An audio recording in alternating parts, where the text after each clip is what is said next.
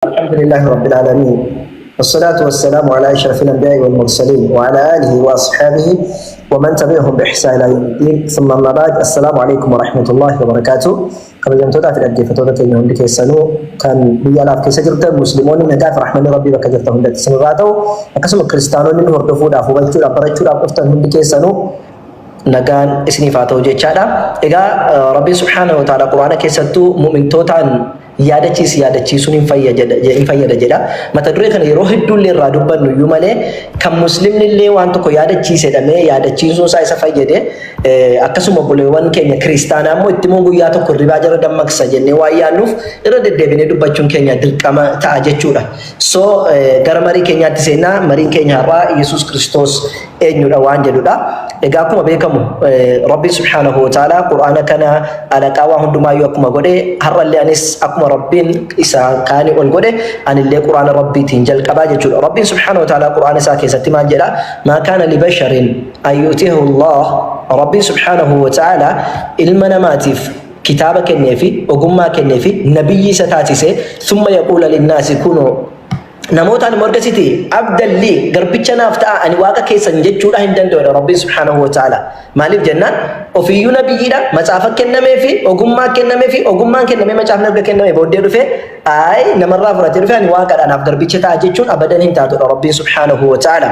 Egaa erga akkas taateti waa Isaa alayhi salaam Rabbi subhanahu wa ta'ala Qur'aana keessatti akkas nuun jedha. Boqonnaa 19 lakkoofsa 16 kaasee 26 Rabbi subhanahu wa ta'ala wadhkur fil kitaabi Maryam idh intabadhat min ahliha yaadachiisi Qur'aana kana keessatti waa'ee Maariyaamin gaafa isheen maatii ishee irraati gara baha aduutti deemte isaanirraa haguuggatte sana yaadachiise Rabbiin subhaanahu wa ta'ala. San booddeedhaa Gabriel alayhi salaam yookiin Jibriil gara isheetti dhufe nama guutuu fakkaatee itti dhufe. San booda maal jette? Ani Rahmaanitti baqadheedhaan jira akkanatti hin buune jetteen isheen nama seetee durbadhaa baatee waa argitee hin beektu waan taateef ergamaa itti dhufe sanaaf ergaadhaaf kan dhufe sanaaf maal jetteen akkanatti hin siqne Ar-Rahmaanitti baqadhee jetteeni jennaan lakki ani ergamaa Rabbi biraa siif ergameedhaa dhufe. Ilma siif kennuudhaafan dhufe jedheen ka kennuufi dhufe maali ilma kennuufi dhufe malee waaqa isheedhaaf kennuufi dhufe akka Qur'aana keessatti jechuudha. Egaa erga isheedhaaf kennuudhaa dhufe booddeedhaa maal jedhee akkamitti anaaf ilmi naaf ta'uudhaa danda'a dhiirri tokko natti hin buune hin sagaagallee kun akkamitti ta'uu danda'atte aadaa warra Yahudotaa keessatti yookiin mana uumaa keessatti dhiirri tokko sitti malee dubartii tokkotti ilmi argatamuu hin danda'u waan taateef akkamitti argachuu danda'a jettee gaafattee ni jennaan qaala kadhaalika qaala rabbuki kanammaa rabbiin keessila jedhee murteesseedhaa jira kun anarratti salphaadha ilma abbaadhaan malitti siif kennuun koo salphaadhaan irratti Rabbiin subhaanahu wa ta'ala wanni kana godhuuf immoo raajii namootaaf akka ta'uu fi akkasumallee tola narraa taateen Rabbiin subhaanahu wa ta'ala akka ta'uufani kana godhee jedhe Rabbiin subhaanahu wa ta'ala dubbate dubbiin kun kan muramtedha ilma argatta ilma jedhe tola itti aansee fahamalatu akkuma nama kamiyyuu garaatti baatte kan isheen baatte nama malee waaqa miti. Waaqni garaatti hin baatamu waan ta'eef garaatti kan isheen baatte namadha isheenis akkuma namaatti garaatti baatte maal taate hoo isa fudhattee gara fagoo wayitti asiin achi deemte jechuudha. San booddee ciniinsuun itti dhufe akkuma nama kamiyyuu. Ciniinsuun itti dhufe gaafa jedha akkuma dubartii kamiyyuu yaaleetanii yaa badii kiyyaa jetti. Otoon kana dura du'eedhaa irraanfatamee jiraadhe jetti ciniinsuun mucaan garaa keessaa akkuma haadholee keenyaatti deesse waan ta'eef. Saniifuu Rabbiin subhaanahu wa ta'ala akka ilma isheedhaaf kennu ilma deessuudha. Ammallee boqonnaa 3 lakkoofsa 45 irratti idh qaalat al-malaa'ikatu yaa Maryamu inna Allah yubashshiruki jedheen yeroo malaa'iktoonni dhufaniiti Maryamiin Rabbiin subhaanahu wa ta'ala ilma maqaan isaa Masiihii jedhamu Iisaa alayhi salaamiin kan addunyaa kana irratti kabajamaa ta'ee fi kan duniyaa irratti immoo akkuma Museen kabajamaa ta'e innis duniyaa kana irratti akkuma nabiyyoota kaanii kabajamaa kan ta'u aakhiraatti immoo akkuma warra kaan Rabbitti dhiyaatan irraa innis kan Rabbitti dhiyaate kan ta'u jennaaniin san booddee inni anqalbarratti akkuma ijoollee wanni kamiyyuu namaan hin dubbata anqalbarratti baatama namootaan illee hin dubbata jedhanii jennaan akkamitti kun naa ta'uu danda'a ilma akkamitti argachuu danda'a jetteeni jennaaniin yakhluqu maa yashaa rabbiin akka barbaadetti uuma jedhee lakkoofsa 47 irratti yakhluqu maa yashaa waan fedhe uuma kanaafuu Isaan alayhi salaam akka islaamummaatti uumaa ta'uu isaa asirraatti argina jechuudha. فإذا قضى أمرا فإنما يقول له كن فيكون يواتو كرجم سيسو بربادي أكو عيسى كان قول تأي جتشود أنا رجم سيسا جري كان أبو عيسى عليه السلام تأي جتشود أكيس رجم سيسو أسراتي هبنا جتشود هذا ما كان أول كبتة لوكاس بقولنا تقول كوسا دقدمي جهارتي أكنا جرا إسابيت الفوتي جي أجافات ترجمتشي جبريل واقعي يبرا كتابي يجليلا من در نازرة جرا متي إرجمه إرجان إساس جرا درب ماريام جرا متوقع تتريجر garashitti gaafa ergamu ergaa kana fuudhee dhufee garashitti maal jedha isheen nama Yoosef jedhamu sanyii Daawit keessaa dhalate tokkoof kaadhimamtee turte ergamichi ishee mul'ate Waaqayyo gooftaan si wajjin jira nagaan siif haa ta'u yaa ayyaana qabeetti ittiin jedhee Maariyaam nagaa kana yommuu dhageesse yaadaan dhiphattee kun maal jechuudha jettee of gaafatte yommuu ergamichi isheedhaan yaa Maariyaam Waaqayyo bira ayyaana argatteetta hin sodaatin kunoo hin ulfoofta ilma sin deessaa jedheen maal goota hin ulfoofta ilma sin deessa jedheen Waaqayyo deessan jenne ilma Waaqayyo deessan jenneen ilma ni deessaa jedheen jechuudha akkasuma Luqaas Maatiyos boqonnaa tokko lakkoofsa 18 irraa kaasnee ilaalle dhalachuu Yesuus Kiristoos akka kanatti itti fufee jiru ture Maariyaam haati isaa Yoosefiif kaadhimamtee turte ishee Yoosef wajjiniin otoo wal bira hin ga'in hafuura qulqulluudhaan ulfooftee jedhe gadi siqee lakkoofsa 21 irratti maal jedhe isheen ilma hin deessi atis maqaa isaa Yesuus jettee hin moggaaftaadheen maal deessi ilma deessi jedheeni malee waaqa deessin jenne yookaan ilma waaqaa deessin jenneeni kana egaa rabbiin quraana keessatti maal jedhee boqonnaa 19 lakkoofsa 21 irratti dhimmichi akkuma kana gooftaa keetis natti laafaadha jedhe Yesuus Kiristoosin egaa argamsiisuun natti laafaadha rabbiin jedhe kanuma Luqaas boqonnaa 1 lakkoofsa 37 irratti immoo maal jedhe waaqayyo wanti dadhabamu hin jiru jedhee waa Yesuus Kiristoos irratti akkamittiin argadha mucaatu namni bara ga'ee isheen jettee dubbattee nama macaafa qulqulluu keessatti kun maaloodha jedheen waaqayyo wanti dadhabamu hin jiru jedheen maaliif abbaa malee argamsiisuudha jechuudha egaa Iisaa alayhi salaam asitti ilma namaa argate ilmi namaa kun immoo deebi'ee dhufe waaqa ta'a yookiin immoo ilmi namaa kun deebi'ee malaayikaa ta'a osoo hin taane maal ta'a jenna garbicha rabbii ta'a jechuudha rabbiin quraana keessatti maal jedha afaan Iisaa alayhi salaamiin dubbatteeti boqonnaa 19 lakkoofsa 33 irratti maal jedhe qaala inni Abdullah ataani alkitaaba wajaalani nabiyya an gabricha rabbiiti daqiiqaa dhaabeera ragaa dubbisaatu dumudhisaa jettee daqiiqaa si dhaabeera laal daqiiqaa dura uduu asin garagalchine dhaabee waan dubbisaattu daqiiqaa dhaabeera.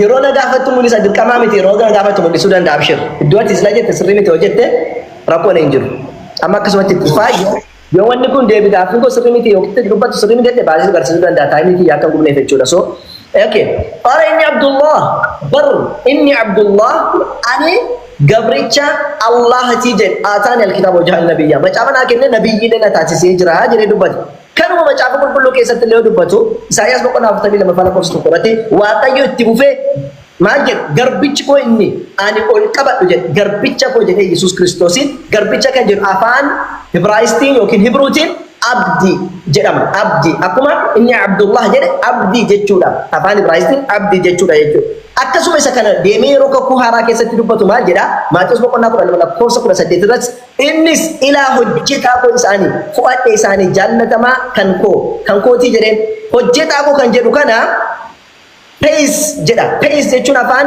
Hibruutiin servant slave jechuudha garbicha yookaan immoo hojjetaa tajaajilaa koo jechuudha saniifuu garbicha isaa akka ta'e Maatiyos Wongeel keessatti illee akkasuma illee Isaayyaas keessatti dubbatee jira jechuudha kanaaf Rabbiin subhaanahu wa ta'ala garbichi Rabbii hojiin isaa maal inni jennaan Rabbiin Quraana keessatti maal nu jedha boqonnaa 472 irratti lan yastankifa al-masiih an yakuna abdan lillah abboo Iisaan alayhi salaam garbicha Rabbii ta'uu irraa hin nufu jedhe maaliif waaqayyo garbicha koo jedheeni garbicha Rabbii ta'uu irraa hin nufu jedhe garbicha Rabbiiti jechuudha so itti bufeeti maal jedha masiihin kun egaa ergamaa ta'uusaa garbichi Rabbii kun ergamaa ta'uusaa silaa'u garbichi ergamaa ta'a malee waaqa ta'uu danda'u ilma waaqayyoo ta'uudhaa hin danda'u jechuudha maal jedha boqonnaa 3 lakkoofsa 49 irratti warasuulan ilaa banii Israa'iil ergamaa gara Israa'elooti ijoollee Israa'elitti ergame anni qad ji'tukum bi'aayatin min rabbikum jedheen ani rabbi biraati keeyyatoota isiniif fideetiin dhufe jedhee itti dubbate ergamaa ilmaan Israa'eliif qofa ta'uusaa yeroo dubbatu jechuudha tole ergamaa warra Israa'eliif qofa jedhee dubbate akkasuma suuratu Saf boqonnaa 61 lakkoofsa 6 irratti maal jedha wa idh qaala Iisa ibnu Maryam yaa banii Israa'iil inni rasuulullaahi ilaykum yaa ilmaan Israa'el ani ergamaa gara keessanitti ergamee dhufedha jedha warra Israa'eliin jechuudha Iisa alayhi salaam ilmi Maryam ani ergamaa gara keessanitti ergamee dhufedha jedheen Maatiyos boqonnaa 15 lakkoofsa 24 irratti inni immoo deebisee ani warra akka hoolota karaa irraa goranii mana Israa'el badan duwwaadhaaf malee hin ergamne jedheen akkuma Qur'aan Israa'el qofaaf ergame jedhu Israa'el duwwaadhaaf malee hin ergamne duwwaadhaaf jennaan duwwaadhaaf Israa'el malee hin ergamne farhaaniif ergamuu hin danda'u Awurooppaa fi Ameerikaa ergamuu hin danda'u jechuudha ergamummaan isaayyuu maaloodhaan limit kan ta'edha jechuudha ergamummaan isaa yookaan waaqummaa ilma waaqayyoo ta'uu miti wanni dha jechuudha. Kanaafidha jaartii warra Samariyaati maal jedha lakkoofsa 20 jaartii Yesuus immoo deebisee buddeena ijoollotaa fuudhanii saroota darbuun ba'eessa miti jedheeni nuun saree akka taane nutti meete ani isiniif hin ergamne ani ilma namaatiif hin ergame waan ilma namaatiif ergame fuudhee isiniif hin kennu jaartii Samariyaa dubartii Samariyaa sana yoo isheen na gargaare jennaan akkasittiin isiniif hin ergamne jechuu ifaan ifatti akkasitti itti mee jechuudha. Kabiraati Yohaannis boqonnaa 19 lakkoofsa 17 irratti maal jedha waa'ee isa ija keessi banee kana maal jettaa jedhanii warri Faarisotaa dhufanii namicha ija isaa fayyise kanaan jennaani yommus namichi inni raajiidha jedheen inni nabiyya jedheen namni ija Yesuus Kiristoos fayyise inni raajiidha osoo naan jedhuti har'a jaarraa dhibba namaa booddee dhufteeti yookiin waggoota 1000 booddee dhufte Yesuus Kiristoos waaqayyo naan jette fudhataman qabu jechuudha na biratti namni ija isaa fayyisee fi jaan argayyoo inni raajiidha nabiyyiidha jedhee masakka waan ta'eef waan inni jedhe nutis quraanii nutti waan ta'eef nabiyyiidha jennee Yesuus Kiristoosiin fudhannaa jechuudha. Kabiraati Yohaannis 17:21 irratti akkas jedha isaanis tokko haa ta'aniif yaa abbaa akka ati ana keessa jirtu anis isaan keessa akkan jiru isaanis nu keessa haa jiraataniif biyya lafaas ati akka na ergite haa beekuuf kadhachuu kooti jedhe biyyi lafaa akka ati na ergite haa beekaniif jedhe akka waaqayyoo ta'e hin jenne akka ilma waaqayyoo ta'e haa beekaniif osoo hin taane akka ati na ergite haa beekaniif kadhachuu kooti jedhe kadhannaa isaa kadhate Yesuus Kiristoos jechuudha. Kadhannaan kadhate akka ati na ergite haa beekaniif jedhama. Yohaannis Wongeel boqonnaa 12 lakkoofsa 44 irratti Yesuus sagalee isaa guddisee namni anatti amanu isa ana ergetti amana malee anatti amana miti jedhe. Eenyutti amana? Yesuusitti amani. Yesuusin fudhadhu kan nun jettan Yesuusin fudhachuu hin dinne nun garuu Yesuusitti amanuu jechuun Yesuus waaqa jechuu osoo hin taane Yesuusitti amanuun kan isa ergetti amanuudha jedha. Kan ana ergetti amanuu jedhe kan isa ergetti amanna malee nuti Yesuusin waaqa jennee ittiin amannu jechuudha. Hayya itti dhufee Yohaannis 11 lakkoofsa 42 irratti maal jedha akka ati yeroo hundumaa naaf dhageessu ani beekeera garuu namoonni as dhaabbatan kun akka ati ana ergite haa amananiifan kana dubbadhee jedhe. Akka ati ana ergite haa amananiif dubbadheedha. Lazaariin kaasuu gaafa dhaqee du'aayyuu maal jedheeni akka ati ana ergite haa amananiif jedhe. Yesuus Kiristoos akka waaqayyo isa erge akka nuti amannu malee yookiin akka warra Israa'elotaa amananiif malee waaqayyo akka ta'e bakka ilma waaqayyo ta'uuf jedheen dubbanne afaan isaa akka ilma waaqayyo ta'e yookiin akka waaqayyo ta'e haa amananiifan kana gochaa jira du'aa kaasaa jira jaamaa fayyisaa jira jedheen dubbanne akka ergame akka ati ergite haa amananiif sagalee kol fudhee dubbachuu jira jedhame. Kabira naxbiin alfafamaa jedha kan ergame nama malee immoo waaqa miti yookaan ergamaa miti kan ergame. Namoonni tokko tokko kan akka Tibbeessoo kan ergame waaqayyo kan ergame malaa'ikaadha jedhanii amanu warra Adventistii jechuudha. Kan ergame malaa'ikaa osoo hin taane ilmaan Israa'elitti kan ergame namadha jechuudha. Kan immoo Yesuus Kiristoos afaan isaa irratti wanni dubbatee maal jedha Phaawulosiin Ximootos tokkoffaa boqonnaa 2 lakkoofsa irratti waaqayyo tokkicha inni gidduu dhaabbatee waaqayyoo fi nama ilaali waaqayyo tokkicha inni gidduu dhaabbatee waaqayyoo fi nama walitti fidus tokkicha inni immoo Kiristoos Yesuus isa nama ta'e mul'atedha. Isa nama ta'e mul'ate meediin Itoophiyaadha. Itoophiyaa keessatti dabalame sun sanuu afaan Oromoo keessatti malee inni maal jedha nama isa ta'edha jedha malee isa nama ta'e mul'atu kan jedhu tokko hin jiru jechuudha. Hayyee kanaafuu inni ergame eenyudha? Inni ergame ilma Israa'elitti nama malee waaqayyo miti jechuudha. Yohaannis boqonnaa 3 lakkoofsa 28 irratti maal jedha? Kanaaf Yesuus ilma namaa kana erga muka irratti ol fuutanii jedhe. Ilma namaa kana muka irratti kan fudhame eenyu? Yesuus akka jarra amananiiti. Kanaaf ilma namaa kana jedhee namni kun immoo ilma namaa ta'uusaa nutti hima jechuudha. Ilma waaqayyo osoo hin taane ilma namaa kana jedhee yeroo baay'ee deddeebisee dubbata. Okay. Itti aansuudhaan naxbii shanaffaa yookiin qabxiin shanaffaadha. Ilma namaa malee kan waaqayyo kophaatti qabu eenyullee hin jirtu jechuudha. Maarqos boqonnaa 3 maal jedha? Kun muka soofticha ilma Maariyaam obboleessa Yaaqoob, Yoosef, Yahudaa fi Simoon miti. Obboleettiin isaas as nu bira jiru miti jedhanii isa maman. Yesuus immoo raajiin iddoo biraatti malee biyya isaatti lammii isaa gidduutti mana ofii isaatti ulfina hin argatu isaaniin jedhe. Kanaaf ilma Maariyaam jedhamee ilma namaa ta'uu isaati kan inni dubbate ilma Maariyaam jedhameeti jechuudha. Ilma Maariyaam jedhameeti kan dubbate jechuudha. Egaa nabiyyiin ilmi namaa kun immoo ilma namaa erga jedhame ilmi namaa kan nyaatee dhugudha. Waaqayyo silaa nyaatee dhugu Quraana keessatti nutti himeedhaa jira bakka hedduu keessatti. Kun immoo kan nyaatee dhugudha. Kan nyaatee dhugu immoo waaqa ta'uu hin danda'u waan ta'eef Rabbiin Quraana keessatti maal nu jedha? Mal masiihu ibnu Maryam illaa rasuulun qad khalat min qablihi ar-rusul. وأمه صديقة كان يأكلان الطعام جد بقولنا شنو فلا كوستو باتامي شنو رتي عيسى عليه السلام أكما نبيوني كان أدرس درو دربني أكما موسى akka Abrahaam akka Isaayyaas akka Daani'el malee nabii waan biraadhaa miti. Haati isaa dhugeessitu inni fi haati isaa immoo kaana ya'kulaani ta'am nyaataadhaa turanii jedhe nyaataadhaa turanii. Egaa wanti nyaatu Waaqayyo ta'uudhaan hin danda'u jechuudha. Hayya Luqaas boqonnaa 24 lakkoofsa 41 irratti akkana jedhe. Isaan gammaduudhaaf raajeffachuu irraa kan ka'e amma iyyuu amanuu dadhabnaan waan nyaatamu tokko asi qabdu jedheen kanarratti isaan qurxummii waadamaa seeraa tokko kennaniif inni fudhatee isaan fuulduratti nyaatee jedha. Hattaa Yesuus Kiristoos du'ee du'aa kee Waaqayyo nuun jedhan kan du'ee du'aa kee ilma namaa malee Waaqayyo miti. Maaliif jennaan du'ee du'aa kee illee nyaata kadhata jechuudha. Nyaata wayii qabdu nan nyaadha jedhee beela'ee jarra manuu jennaan nyaata irraa fudhatee nyaate jechuudha. Kana namummaa isaa agarsiisuuf nyaate malee Waaqayyummaa isaa agarsiisuuf hin nyaanne. Kajaafaadha. Isa alayhi salaam egaa erga nabii ta'e nyaatee dhugate ofiimmoo waa gochuu hin danda'u ilma namaa waan ta'eef ilmi namaa waan ittiin waa godhu qaba humna ittiin waa godhu qaba humni sun immoo inni irraa kennamaaf rabbi irraa kennamaaf ilmi namaa jechuudha. Okay. Umuree jira daqiiqaa kiyya.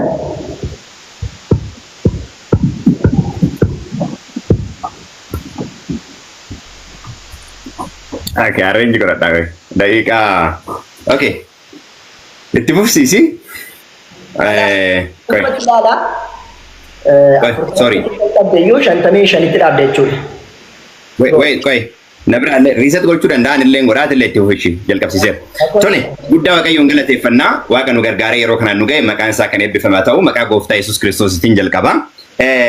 Yaadota tokko Farhaan kaati kaaftee I think hubannaa dhabarraa akka ta'e hin beeku ittiin qophoofne ta'uu hin beeku akkanumaan kaaftee waan baay'ee tokkoffaa. Wangeela Yohaannis boqonnaa 9 irratti raajiidha kan jette namichi jalqaba namicha sanii jedhe marsaa jalqaba irra lakkoofsa 13 irratti. Wangeela Yohaannis boqonnaa 9 lakkoofsa 13 irratti namicha Yesuus jedhamu san jedhe. Marsaa lammaffaa irratti ammoo raajii jedhe. Marsaa sadaffaa irratti ammoo ilma Waaqayyoo jedhee gombifamee sagadeef. Isa kana ammoo lakkoofsa 35 argachuu dandeenya. Kun adeemsa namichi hubataa dhufe. Inni sun eenyu inni jennaan ana kasii wajjin dhaabataa jiru jennaani gombifamee sagadeefi jedha. Sagada fudhatee jechuudha. Hubannaa namichaa dabalaa deema. Kabiraan immoo waa'ee Alaazarii kaafte. Hojii ergamootaaf wangeela Yohaannis boqonnaa 11. Wanti ati dagatte asitti illee lakkoofsa 4 irratti yeroo madura dhaquyyuu lakkoofsa 4 irra maal jedhee ture dubbiin kun du'aan isa kageessu yookaan ammoo akka inni du'ee hafuufi miti jedhe. Duruma akkas jedhee dubbatee deeme. Achi dhaqee wanti kadhateef garuu akka ati naa kadhattu namoonni haa beekaniifi jedhe. Duruma lakkoofsa 4 fakkeenyaaf kana dogongora ati dubbatte waa'ee Alaazarii irra kaasuu waan barbaadeef. Yesuus kana yommuu dhaga'e dhukkubni kun Alaazar du'ee akka hafuufi miti ulfina Waaqayyoo akka mul'isuu fi ilmi Waaqayyoo akka ittiin ulfina argatu jedhe. Amma kaawwan baay'ee cadhiftee uumanamummaa qofa dubbatte waan ta'eef sanni irratti ibsa baay'een kennu irratti illee baay'een dubbadhu kallattiidhaan gara yaada kiyyaatti hin deebi'a. Macaafa qulqulluurraa jechuudha. Poointiin marii kennaa kan guyyaadhaa Yesuus Kiristoos eenyu kan jedhudha. Yesuus Kiristoos eenyu kan jedhudha. Kana qalbiidhaan akka na dhageettan barbaada. Sababni isaa Kiristoostu akkas jedhee ture. Wangeela Yohaannis boqonnaa 8 lakkoofsa 24 irratti akkana jedhee akka isinii mul'atu ta'eefi cubbuu keessaniin akka duutan isinitti himeera. Ani eenyu akka ta'e beektanii yoo natti amanuu baattan cubbuu keessaniin duutu jedhe. Ani eenyu akka ta'e beektanii yoo natti amanuu baattan cubbuu keessaniin duutu jedhe. Kanarraa kan ka'e Wangeela Yohaannis boqonnaa 16 irratti namoonni ilma namaatiin eenyu jedhu jedhee gaafate. Gaafii atamma naa deebifte kana keessaa tokko ammoo isaan yemmus deebisanii kaan inni Yohaannis cuuphaadha, kaan inni Eeliyaasii, kaan inni Ermiyaasii, kaan raajota keessaa tokko jedhanii. Dubbiin amma isin jettan barumsi musliimotaa kanatti illee barattu kanarraa korojame. Asirraa korojamee kan warri fariisotaa yeroo san raajota keessaa tokko jedhaniin san asii korojamee barnoota fariisotaa keessaa tokko jechuudha kaatillee jedhaattu barumsa irraa waan fagaateen qaba. Kiristoos garuu kanaaf iddoon kennine. Maal naan jedhu namoonni kan jedhaniif iddoon kennin. Isinoo eenyu naan jettu jedhee gaafate. Isinoo eenyu naan jettu jennaani maal jedhee deebisee Phexros ati qulqulluu ilma Waaqa jiraataati jedhe. Raajota keessaa tokko katii kette sun yaada fabrikeetii namaan ta'edha jechuudha. Kanaaf kana eenyutu si deebise jedheeni abbaa kiyya isa waaqarra jirutu kana sitti mul'ise malee yaanni namaa foonii kana sitti himne jedheen. Yesuus Kiristoos ilma Waaqayyooti dubbiin jedhu yaada namaatii miti. Ilma Waaqa jiraataati kan jedhu yaada abbaati. Sababni isaa Luqaas boqonnaa 10 lakkoofsa 22 irratti abbaa malee ilma kabee kun jiru ilma malee warra ilmi itti mul'isuu barbaadu malee abbaa kabee kun jiru jedha. Ati iskiriinii bilbila tokko fakkeenyaaf dugda duubaan iskoomaan hojjetu gara fuulduraatiin immoo inni hojjeta cina tokko caqo kanatti himta cina tokko charatti akka waa'ee Kiristoos beektee fixxee kiriitikaalii godhaa dubbataa ture Kiristoos garuu kutaati jetteetti dhufa ammatti eenyu akka inni ta'e abbaan akka beekudha kanaaf abbaan maal jedheeni kun ilma kiyya isaan jaaladhuudha jedheen dursee wangeela Yohaannis boqonnaa 8 lakkoofsa 14 irratti Yesuus immoo deebisee ofii kootiif yoon dhugaa beeyyuu jedhe iddoo biraatti dhugaan namni ofii bahu fudhatamaan qabu ka jedhu waan inni dubbateeru jechuudha amma immoo maal jedhee dhugaa yoo ofii baheyyuu dhugaan kiyya fudhatamaadha jedheen sorry yaa okay fudhatamaadha jedheen sababni isaa ani eessa akka dhufe beekaa eessa akka dhaqu beekaa jedheen lakkoofsa 17 irratti seera keessan keessatti dhugaan namoonni lama dhugaa ba'an fudhatamaadha kan jedhu caafameera ani ofii kootiif dhugaan nan ba'a abbaan inni na erge anaaf dhugaa ba'a jedheen kanaaf amma Kiristoos eenyu jechuudhaaf abbaan maal jedhee ka jedhu beekuu qabna jechuudha kanaaf wangeela Yohaannis Maatewos boqonnaa 17 irratti abbaan maal jedheeni kana ilmi kiyya inni an jaaladhu isa dhagayaa jedha kana ilmi kiyya inni an jaaladhu isa dhagayaa jedha asirra akka ture eenyu ni Phexros immoo lammaffaa Phexros boqonnaa 1:17 irratti abbaatu akkas jedhee jedha kanaaf abbaa caalaa ka beeku hin jiru jechuudha kanaaf abbaan maal jedheeni Ibroota boqonnaa 1:8 irratti faarsaa irraa kan fudhatame jechuudha isa booddee bifa biraatiin ittiin deebi'a waa'ee ilmaa garuu teessoon kee yaa Waaqayyo bara amma baraati uleen mootummaa keessa ulee qajeelummaati jedheen kutaa badhinaan irra dubbannu keessaa tokko kana akkuma yaratti naa qabadha itti gasiqee lakkoofsa 10 irratti ataftee jiraatta isaan garuu baduuf jiru hundumti isaanii akka uffataa moofa'u akka wayyaa'in martaa akka uffataa sin geeddaramu ati garuu hin geeddaramtu hoggeetti keessa lakkoofsa hin qabu jedhan hoggoonni keessa lakkoofsa hin qabu jedhan tole isa kana mootu Qolaasiyaas boqonnaa 1 lakkoofsa 15 irratti ilmummaan isaa kun Kiristoos bifa Waaqayyoon ijaan hin argamne ittiin namatti mul'atudha uumama hundumaa dura dhalatee jedha amma dhalatee ka jedhu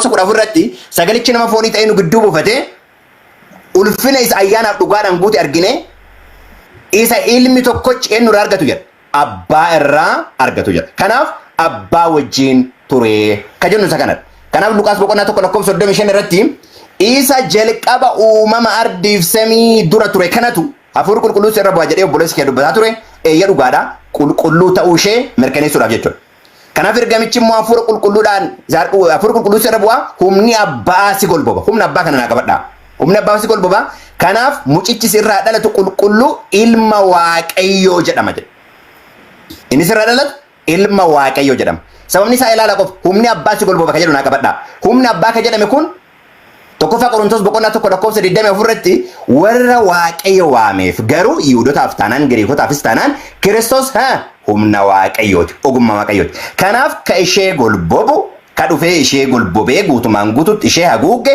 tokkocha ilma Waaqayyoo isa jalqaba ardiif samii yookaan ammoo uumama hundumaa dura abbaa bira ture sana jechuudha. Inni kun ammoo Qolaasiyaas boqonnaa 2:9 guutummaa waaqayyummaa namummaa Kiristoos keessa jiraata ka jedhame sun isa humna abbaa ka jedhame Kiristoos Yesuus isa sagalicha yookaan ammoo ilmi waaqayyoo dhufee nu gidduu buufate jedhanii jechuudha. Mallattoon akka inni daqiiqaan yoo na jedhee jiraata irraa dhosse waan ta'eef daqiiqaa. Tole inni kun Qolaasiyaas boqonnaa 1:18 irraa inni mataa waldaa kiristaanaa isa dhagna isaa jedhamee waamameedha. Inni jalqaba waan hundumaati. Jalqaba waan hundumaati. Lakkoofsa 19 waaqayyo guutummaa waaqayyummaa isaatiin isa keessa jiraachuutti gammadeera jedha. Kanaaf waa'ee Kiristoosii gaafa dubbannu guutummaa waaqayyummaa namummaa Kiristoos keessa jiraata. Kiristoos nama ta'e eeyyee. Macaafni qulqulluun maal jedha Ibroota boqonnaa 2:8 irratti yeroo gabaabaadhaaf jedha. Ilaala yeroo gabaabaadhaaf ergamoota gad isa godhe. Gonfoo guddinaa fi ulfina mataa isaarra kaa'e. Yeroo gabaabaadhaaf ergamoota gadi ta'e. Kana jechuun nama ta'e jechuudha yeroo gabaabaadhaaf. Kanaaf kaatama ibsaa turte sun inni yeroo gabaabaadhaaf amma lafarratti turetti waan inni dabarseera jechuudha. Lakkoofsa 9 haa ta'uyyuu malee isa yeroo gabaabaadhaaf ergamoota gadi ta'e dhiphatee du'a isaatiin amma gonfoo guddinaaf ulfina mataa isaarra kaa'ate. Yesuus hin argina kunis ayyaana waaqayyootiin inni nama hundumaaf du'e mi'eeffatee akka ilaaluuf ta'e jedha. Akka ilaaluuf ta'e jedha. Kanaaf yeroo gabaabaadhaaf ergamoota gadi ta'e. Kanaaf qatinatti dubbataattu hundinuu isa inni yeroo gabaabaadhaaf ta'edha jechuudha. Eeshi ijoollonni kun fooniif dhiigaan akkuma ta'anii inni obboloota koo jedhee isaan waamu kunis akkuma akka isaanii ta'e. Du'a isaatiin seexana isa humna du'aa qabu maal godhe balleessee jedha. Kana dhakaayyoon isaa. Kanaaf ergaa Yohaannis 1:3 irratti seexanni jalqabee cubbuu waan hojjeteef namni cubbuu hojjetu kan seexanaati. Ilmi waaqayyoo immoo hojii seexanaa diiguudhaaf maal ta'e jedha mul'ate jedha. Hojii seexanaa inni jennu keessaa tokko ilmummaa isaa kan ganu kana jechuudha. Isa kana diiguudhaaf maal ta'e mul'ate jechuudha. Daqiiqaa nan qaba. Amma gara yaada bu'uuraatti si deebi'a. Yaada bu'uuraatti si deebi'a. Maal jechuu barbaadeeti gara yaada bu'uuraatti si deebi'a gaafa jedhu. Kun Kiristoos eenyu naan jettuu jedhee ka jalqabirraa sii ka'e. Amma immoo kakuu moofaa keessatti kakuu haarawaa keessatti Kiristoos Yesuus eenyu jedhee bu'uura dugda duubarraa itti si dhufa jechuudha. Akkasii yaadannaa qabatta. Okay. Fakkeenyaaf uumama keessaa aga sirreeffadhuufi jidduutti jechuudha. Okay. Bilbila noona jedhee daqiiqaa nin qabana fakkaata mallattoon akka inni ta'u sana. Seera uumamaa boqonnaa 28 lakkoofsa 10 jalqabee Yaaqoob gaafa abjuu abjote yaabbannoo hundeessaa lafa dhaabbatee caafiin isaa immoo waaqayyoon bira ga'u arge. Kun raajii waa'ee Yesuusiiti. Sababni isaa namaa fi waaqa kan wal qabachiisu kan walitti fidu tokkicha ilma waaqayyoo Yesuusidha jechuudha. Argitanii hin dhalate gaafa jennu eenyummaa akka abbaa qabaa waaqummaadhaan jechuudha. Masalaalii kanaan gubbaarraan eenyu waaqayyo abbaadhaan lafarratti Yaaqoobiin walitti kan qabatedha. Maslaaliin kun eenyuun bakka bu'a ergamoonni waaqayyoo irra ol kuraa gabbu'an jedha.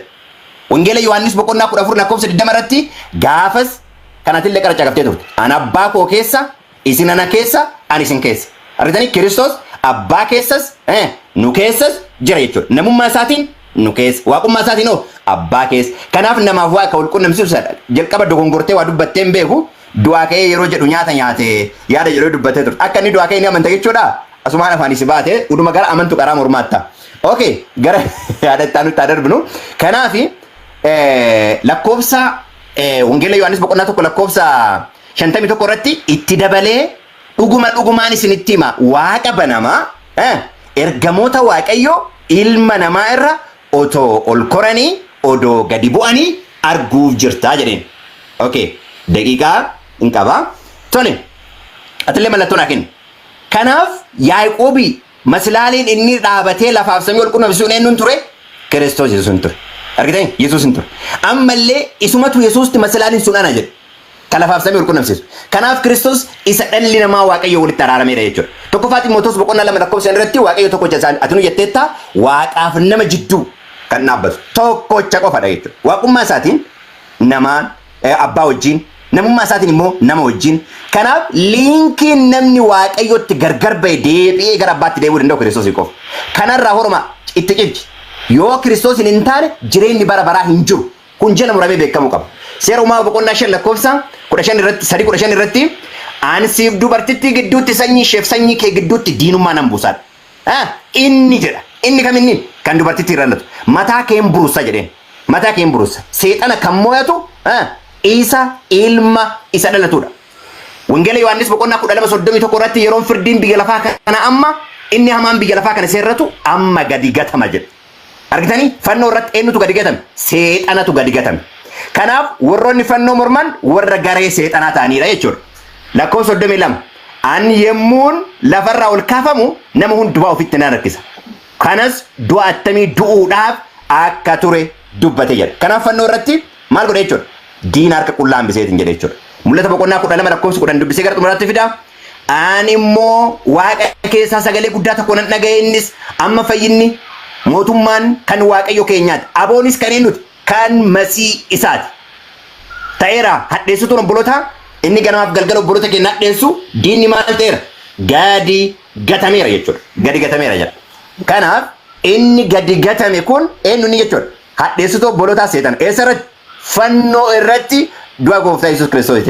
Sababni yeroo gabaabaadhaaf du'a mi'eeffatee humna du'aa isa dhala namaa irratti moo'e al takkaaf isa dhumaatiif barbadeessuudhaaf jechuudha. Kanaaf Kiristoos eenyudha ka jennu duruma waaqummaa fi namummaa kan qabu kan namaaf waaqa wal qunnamsiisu jedhame raajiidhaan kan mul'ate ka Yaaqoob argeera jechuudha. Kan diiteelii booddee badhinaatti si dhufa inni biraa ammootu Kiristoosiin ala dildilli dhala namaatiif waaqa jidduutti uumame.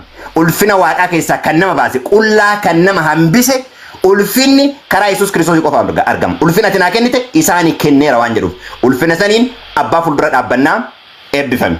Kutaa itti aanutti humna. Hayyee galatoomii shanteera torbaatama irratti naaba. Egaa asirratti si qaba. Hayyee otoo gara kan kootitti deebiin waan ati kakkaasti tokko tokkorraati waa irraa sii rukutee darba. Tokkoffaa Yesuus Kiristoos ilma Waaqayyoo ta'uudha waan jettuudhaati. Waa ilma Waaqayyummaa Yesuus Kiristoosiin daddabartee kaastu Yesuus Kiristoos ilma Waaqayyummaa isaa kophaatti wanni inni addatti warra kaan irraati ilma Waaqayyummaa ta'e tokko hin jiru. Maaliif jennaani ilma Waaqayyoo hedduutu jira. Fakkeenyaaf ergamoonni seera uumaa boqonnaa 6 lakkoofsa 2 kaasuu ilaalte warra waaqa irraa ilma Waaqayyoo kan ta'an jechuudha hin dhaamu jechuudha. Kan biraa ilma hangafaa kan ta'e Israa'eliin jechuudha. Seera ba'uu boqonnaa 4 lakkoofsa 22 irratti ati immoo mooticha Waaqayyoo Israa'el ilma koo isa hangafaa jechuudhaan dubbata.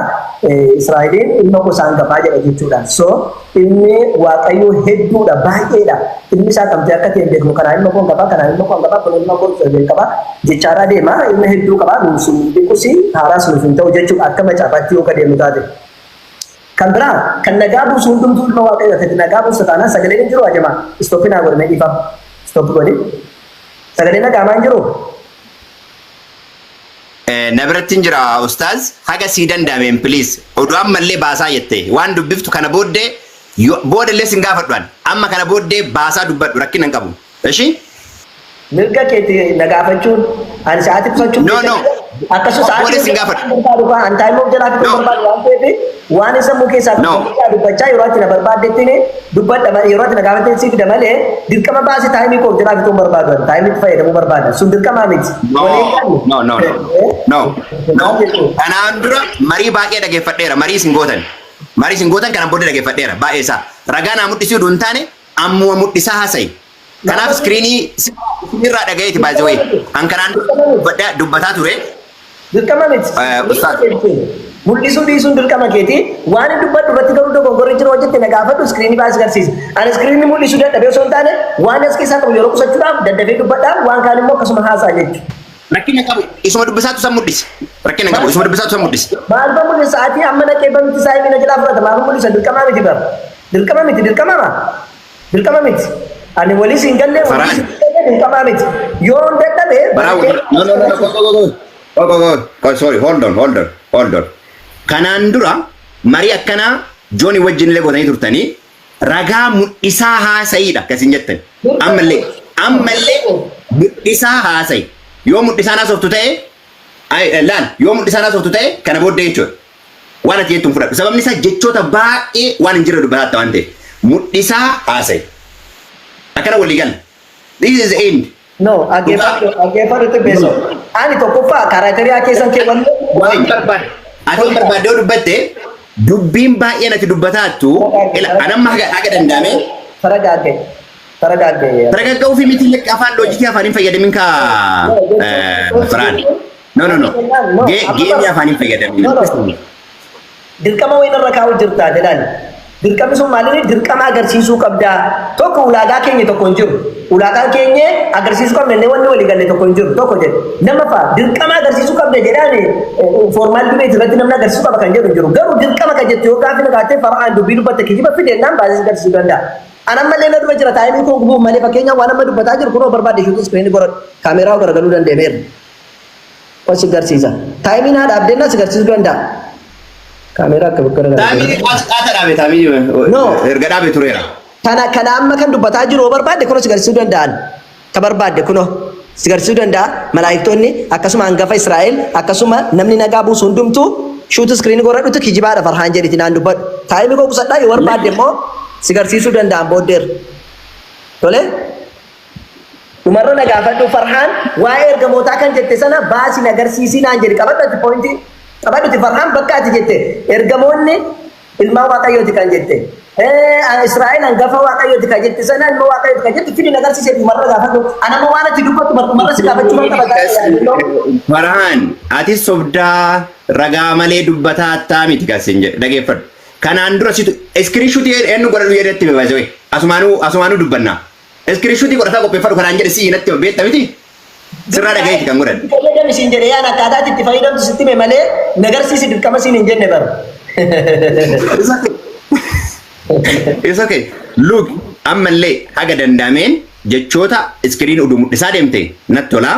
An akkasitti simatu jedhe waan ta'eef amma itti fufi. Sa'aatii kan keessi qabeera. Yeroo taa'imii naa kennite dhumarra baasee sigarsiisa waan ta'eef. Okay.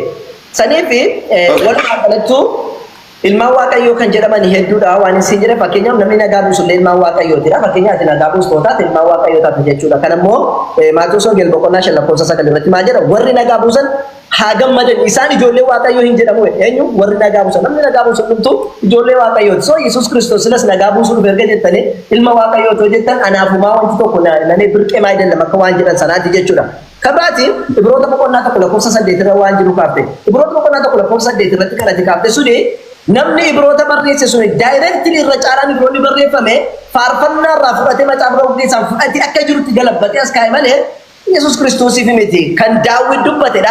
Inni Daawit yookiin faarfannaa keessa dubbate Yesuus Kiristoosiif hojjete immoo boqonnaa 45 lakkoofsa tokko irraa kaasnee waliin ilaaluu dandeenya. Yesuus Kiristoosiif miti achirraa akka jirutti kootishinii keessa kaa'ee fudhatee fidee as nuu kaa'e jechuudha. Kootishinii keessa wanti kaa'ame immoo wanta achitti Daawit dubbate fidee asumatti garagalchee galabbate malee koppii godhee malee waan asitti Yesuus Kiristoosiif dubbatamedha miti kan jedhu. Kabraa Yohaannis tokko irra kaaste jechuudha. Yohaannis tokko irratti kan kaaste Yesuus Kiristoos sagaleedha sagaleen sun waaqayyoo ta'e jechuudhaaf kan kaaste. No.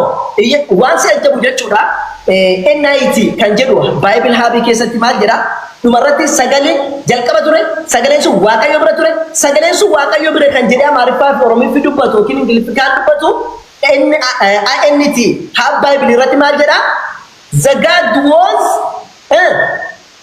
maaludha jedhe sagaleedhaas hin jedha waaqayyo maali The God was the word jedhee dubbate. Waaqayyo iyyuu sagalee ture jedhe waa'ee Yesuus Kiristoos maayyuu ilaallatu. Waaqayyo dhumtu sagaleedhaa jedhee dubbate. Theos in ho logos jedhee kan dubbate. Waaqayyo iyyuu sagalee ture jedha malee sagalee waaqayyo ture yookiin sagalichis waaqayyo ture hin jedhu. Warra eenyu fideenaan afaan Giriikii irraa fidee Hibruu irraa fidee sigarsiisuu danda'a. Ammoo kan kana fidee afaan Oromoo keessatti sagalichis waaqayyo ture jedhanii sagalee sana waaqayyo Yesuus dha jechuudhaaf waaqayyo godhan malee maal jedha Theos in ho logos jedha. Waaqayyos sagalee ture jedhee kan inni dubbitu baasii hojjette dhumarra si baasanis taa'ee miti yaa kan finne jechuudha. Kabraa Yohaannis tokko kudha afurra kan jiru kaaste tokko kudha afurra sagaleen suni innuu maalodha innummoo nu gidduutti dhufe argate nama ta'ee kana naan jettu Yesuus Kiristoos sun erga sagalee ta'e erga inni sagaleen sun nama ta'e nu gidduutti mul'ate namni sun yookaan immoo maaliin akka inni ta'e booddeerra dhumarratti natti hin ta'a taa'ee miti yaafitu kanas nan dabarsa. Dhumarratti waan ati naan jettu tokko jira.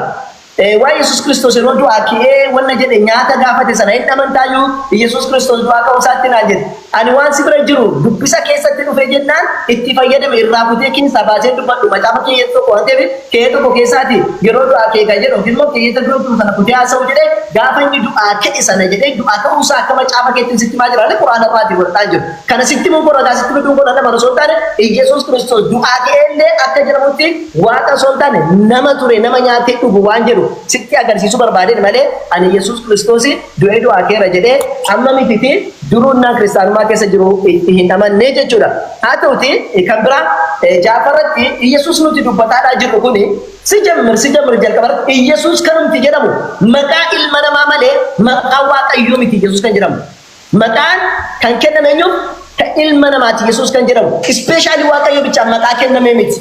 Abbaan fedhe kan itti fayyadamuu danda'u maqaa kanarratti Iyesuus haa ta'u Yeshua haa ta'u fakkeenyaaf hojii ergamootaa boqonnaa tokko lakkoofsa 45 irratti Yeshuwaadhaan yookiin Iyyaasuudhaan Iyesuus jedhamee jira. So inni amma waaqayyo haa jennu reere waaqayyo haa jennuun hin jennuuni. Saniifuu Iyesuusumti wanti jedhamu maqaadhuma namaati katanti jammuroo jalqabumarraa kaasee Iyesuus maqaa namaa malee maqaa waaqayyoodha miti jechuudha.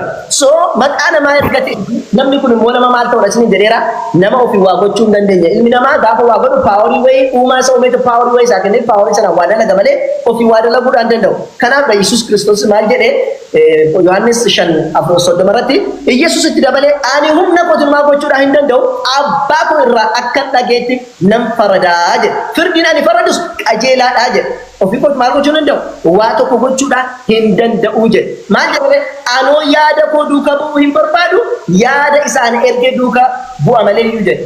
Kanaafuu ofii waa gochuu hin danda'u yaada isa ergee duukaa bu'a. Kanaafuu wanti ofii waa gochuudhaan hin dandeenye waaqayyo ta'uu hin danda'u waaqayyo kan mataasaa danda'etti addunyaa kana illee uume waan hundumaa gochuu kan danda'udha jennee amanna waan ta'eef ani ofii waa gochuu hin danda'u jedhee afaan keessaa baasee ayi dirqamaatti gochuu qabda. Lakkan ilma namaati lakki ayi dirqamaatti waaqayyo ta'uu qabda jennee harka rukunnee dhibbeedhaan kan wanni irra teenye walgahii irra teenye Yesuusiif kenninuu miti kun kan kenninuufi miti. Tokko kabiraatti deebi'ee maal jedha Maatewos Wangeelaa boqonnaa 20 lakkoofsa 20 kaasee dubbisne maal jedha ergasii haati ilmaan Zebedewoos ilmaan ishee wajjin gara Yesuus dhuftee waa kadhachuudhaaf miilla isaatti kuftee jedha adaraa nama miilla keessanitti kureessinu toote akkam gooti.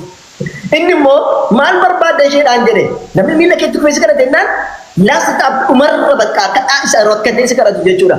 Maal barbaaddaa jedheen inni immoo deebisee isheedhaan jedhe isheen itti dhuftee ilmaan koo kun lamaan mootummaa kee keessatti inni tokko karaa mirga inni tokko immoo karaa bitaa kee akka ta'u abboomittiin jetteen eeguun jannata keessatti jechuudha tokko mirgaan tokko bitaan naa kaa'ee jettee itti himte jechuudha. Yesuus garuu deebisee waan kadhattan hin beektan jedhee nama lukatti kufeen waaqayyo argateeti biyaansi koo dhiifama gochuu fi araara gochuu fi garaa laafuu fi qaba ture.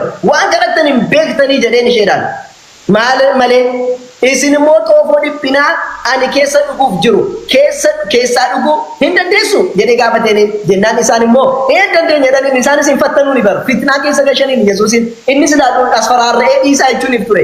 Naaniif jennaaniif yoo dhuguu hin dandeenye jedhan bakka dhuguu hin dandeessa waan ta'eef anis mirgaa bitaa koo sin taa'uu danda'u jechuuf ture. Garuu hin dandeenye jedhanis jarri sama dhumaatti isa deemsisu jedhanii jennaaniif maal jedhanii immoo deebisee dubbii galabatee inni xoofoo koo keessaa illee dhuguuf jirtu garuu mirga koo yookiis garaa bitaa koo taa'u garuu kennuun kan koo miti jedheen mirgaa bitaa koo taa'u garuu kan koo miti jedheen bakka jannata keessatti asiin mirgaan taa'e asimmoo bitaan kaa'e jedhee ansi kaa'uun hankoo miti bakka ani hin danda'u aangoo koo miti aboo koo miti jedheen sun warra kanaan dura abbaa kootiin qopheeffameetiif ta'aa jedheen kana dura eenyuuf qopheeffame jechuudha bitaaf mirga kaa'uun abbaa isaatiin qopheeffame waaqayyoon qopheeffame bitaa kanaan dura namaaf qophaa'ee jira jechuudha. Inni garuu har'a dhufee kana bitaadhaan kana mirgaan kaa'uudha naaf hin taatu naaf hin maltu jedhe. Kanaafuu waa gochuu hin danda'u nama dhagaafa jennu nabiyyi dhagaafa jennu sadarkaa qabaa jechuudha. Sadarkaa kanarra wal darbee ati jannata galee ati mu'as galee jechuudha hin danda'u Yesuus Kiristoos hin danda'u.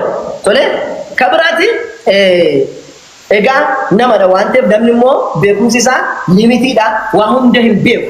Waaqayyo waa hunda beekaadha akka kakuma fa'aa keessatti illee dubbate jechuudha waa hunda beeka. Yesuus Kiristoos garuu waa hunda hin beeku. Wanti waa hunda hin beekne anaaf waaqayyo ta'uu hin danda'u. Wanti waa hunda hin beekne waaqayyo godhameedha gabbaramuun isaaf hin maltu jechuudha. Maarqos boqonnaa 13 baratti Yesuus itti fufee guyyicha sana yookiis yericha sana garuu abbaa koo duwwaatu beeka malee ergamoonni waaqa irraa ilmis namni tokko illee kan hin beekanidha. Namni tokko illee kan hin beekanidha. Malaa'iktoonni hin beekan, ilmi namaas hin beekan. Guyyaadhumaa sana Yesuus Kiristoos hin beeku gale. Waaqayyo argattani guyyaadhumaa uumee ka'ee guyyaa itti nuti duunee kaanu yookaan guyyaa itti bakakkaan qabnu abbuute guyyaadhumaa kun taatu erga hin beekneeti waaqayyummaa isaa maali? Lakki inni nama foonummaa isaatti hojjettani namummaa isaatiin waaqummaa isaa keessa namummaa isaatu jira nuun jettan yookiin namummaa isaa keessa waaqummaa isaa jira naan jettani. Erga namummaa isaa keessa waaqummaan jiraateeti waaqayyo ofiitii samii fi dachii uume kun gaafa itti samii fi dachiin caccabdee ilmi namaa addunyaa kanarraa badee gaafa deebi'ee dhufu akkamitti wallaala waaqayyo jettanii kan yaadan hin beeku anamitti ergamoonni waaqayyo keessaa hin beeku. Banatiraachii laasitti Yesuus Kiristoos ergamoonni waaqa keessaa inni akka isa caalan illee ifadha jechuudha. Maal jechuudhaan akka isa caalan agarsiisa jechuudha. Maal jedhe ergamoonni waaqa irraa ilmis namni tokko illee kana hin beekanii jedhe. Kanaafuu Yesuus Kiristoos hin beeku hanga jedheeti beekaadhaati waaqayyoodha jenneen dirqamaan irratti feene waan inni hin dandeenye baachisuun boruu nu gaafachiisa rabbi biratti jechuudha. Waan inni hin dandeenye yoo dubban boruu waaqa biratti nu gaafachiisuuf deemaa jechuudha. Kabira Maarkos boqonnaa 11 lakkoofsa 12 irratti. Boromtaas isaan Bitaaniyaadha. Egaa kun immoo dhaqee muka harbuu baala qabu tokkos fagootti ilaalee. Egaa fagootti ilaalee waaqayyo fagootti ilaalee mititi. Girdoo duubaan biyya irraati illee waaqayyo kan si keessa jiru kaawaa hunda arguuf dhaga'uu danda'udha. Biyya Bitaaniyaa keessatti osoo karaa deemuuti muka harbuu tokko argeeti Yesuus Kiristoos maal jedha? Ija irraa argadhaa laata jedhee laata jedhee waaqayyo kamitti laata jedha. Laata jedhee waaqayyo hin yaadu sulmaayyuu. Maaliif jennaan beekumsi waaqayyo daayireekti qaxxataadha waan taateef qabdi jedhee dhaqee irraa fudhachuu yookaan hin qabdu jedhee dhiisee bira darbuudha malee laata jedhee shakkiidhaan waaqayyo wannan jedhu maaliif kan fayyisaa ture waaqayyoodha malee nama miti kan jechaa turtan kan du'aa kaasaa ture waaqayyoodha. Yesuus waaqadha. Yesuus takkas gochaa ture. Yesuus waaqadha. Yesuus waaqa jechaa turtani malee waan biraa dummane. Kanaaf Yesuus waaqa argatani waaqayyo akkamitti waaqayyo argateeti waan tokko achitti ilaalee tilmaamuudha dadhabaa kan jedhudha. Dhaqee maal jedhe inni mukicha bira ga'ee baala malee waan tokko irraa dhabe yeroo harbuun ija itti godhatu hin turre jedhe. Yeroo sun harbuu muka itti godhatu hin turre jedhe. Waa tokko hin beeku jechuudha. Kanaafuu Yesuus Kiristoos waaqa ta'uudhaa hin danda'u jechuudha. Egaa Rabbi Subhaanahu wa Ta'aalaa Quraana isaa keessatti maal nu jedha? Akkana jedha.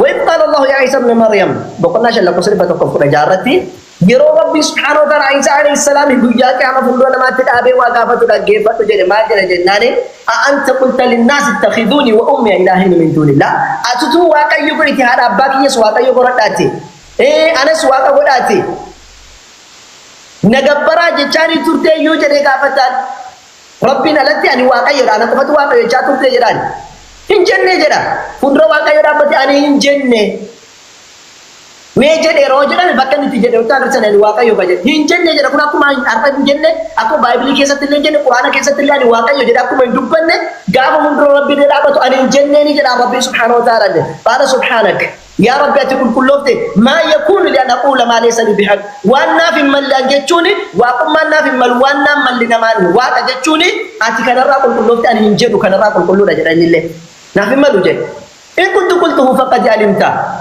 يول لجري أنا جريته أتلوكم أنا بيكتا يا ربي أرجع أتكلم فقوم بيكتا الدنيا رتا كان جنة سبت بيكارا كان أقوى تيم بيكتا جرين والبوكي يكيس جرتو يوم بيكتا وكواني جريمتي ولا أعلم ما في نفسك يا سبت بلا وانت بدي يسوع وان بيكو كام سنجر أنا قالوا والبوكي يكيس جرو وانا تيادو وانا تبجوب هم بيكو جري macam apa kau Quran ini simpe pun Yesus Kristus nujaren itu me. Wan gana tahu abjur wan Rabbi kesa jur wan Rabbi ada jur wan Rabbi kau cakap dia pun himpe pun jadi Quran kesa tidak sini tidak jujur. Kenapa Yesus Kristus tanwa himpe kena itu usati limiti dah bekun sah limiti dah. Wan akan lebih yoni bekani bekun dah garu bekun sah limiti dah malah limiti bekun suat ayam al limiti dah sini jujur ambar pada. Ega Isa alayhi salam gaafa guyyaadhu maa kana kan dhufu deebi'ee kan Yesuus Kiristoos irratti nuuf fannifamee jedhee adeemamee maaloo ta'e jedhu dhufee kishim godhee jechuudha. Hadiisa Sahih Bukhari 2222 irratti ergamaan Rabbi salawaatu Rabbi wa salaamuhu alayhi wa jedhan walladhi nafsi biyadihi la yushikunna an yanzila fiikum ibn Maryam hakaman muqsita. Isa alayhi salam gidduu keessanitti deebi'ee dha hin dhufa biyya kana irratti yeroon biyyitti wal miitee jette miidhaa uummanni wal miite kanaaf addunyaa kana maal godha adliidhaan astadaadar yookaan ni bulchaa jiran garuu فيكسر الصليب جدًا كان الرب يسوع كريستوس بوقتا واقع يمكن يرتب فلفل جدًا تشابسي لبكا جدًا تادا يسوع كريستوس كان رتب فلفل موته ما كوتشا تشابسي لفركا أوفيوت فلفل ونجد إبادة ندوكا ويكجر جدًا إتو ستفون دي بيجورا كمبرا نسابة قلنا أفر لكوسا لبتكو شنتني سكال رتي ورّي أهل الكتاب كريستيانو نمو ماجراني كنو سولو بود أنجراتا لغافسنا يسوع كريستوس وتويني دفيك تونين دوين دي بي اتمنوا لرب سبحانه وتعالى وإن من أهل الكتاب إلا لا يؤمنن به قبل موته عيسى عليه السلام بي بي قبل أهل الكتاب كريستيانو في يهودا وسو إساتنا منيني نفن اتمنوا نبي جمع ستمنني نمم ما ستمنني جو ملي وتو ستنا منيني هندو أني جري تول عيسى عليه السلام دي بي دفو دو جرا القرآن دي بي أكد في دو نتما قرو دي بي دفو دو أمسا كوني كان قفا يومتي مجافة جر كيساتي بلتاني سكان كان بربادن كيسا فلفلتاني دي سمالي عيسى عليه السلام دي بي راكن ترو إزرا بقنا إزرا لما فا بقنا تربا لكوسا تقدمي سقل رتولا دي المكية يسوس كريستوس دي بي راهن نفا وقال بافر التجرات بودي هندوا ورّي لبون أنجرات البسانيو هندو جري ببدا درو مجافة كنا إثيوبيان إنفرادتو مجافة كنا قانونا كيسا قد إنفرادتني مالك جناني كيسا فلتاني كان يسوس كريستوس إنفاني فمني نبي محمد إنرجما يسوس هندو أكان جرو كيسا فلتاني وبيساني تيجي أكو بارتاني يوكا والجئرتي فلتاني مجافة أربعة مجافة سنوبادو بتمو غتاني جتشورا سريف عيسى عليه السلام دي بيك جو مجافة نيجاريلي ورمسينا تاريخا قرآن دوالي رغاني بهوجة جورا utuma akka taarikaati jenne macaafa isaanii taariku mallee seenaa dhalleessu jenne ragaanii ba'u jechuudha. Kan biraa Qorontos tokkoffaa boqonnaa 5:24 irratti maal jedha Kiristoos immoo gooftummaa hundumaa aboo hundumaa baay'ee dhaabu dhaaba tokko ni jedhu. Ready. All right. Tole kaameraa ajjeesti godhadhaa.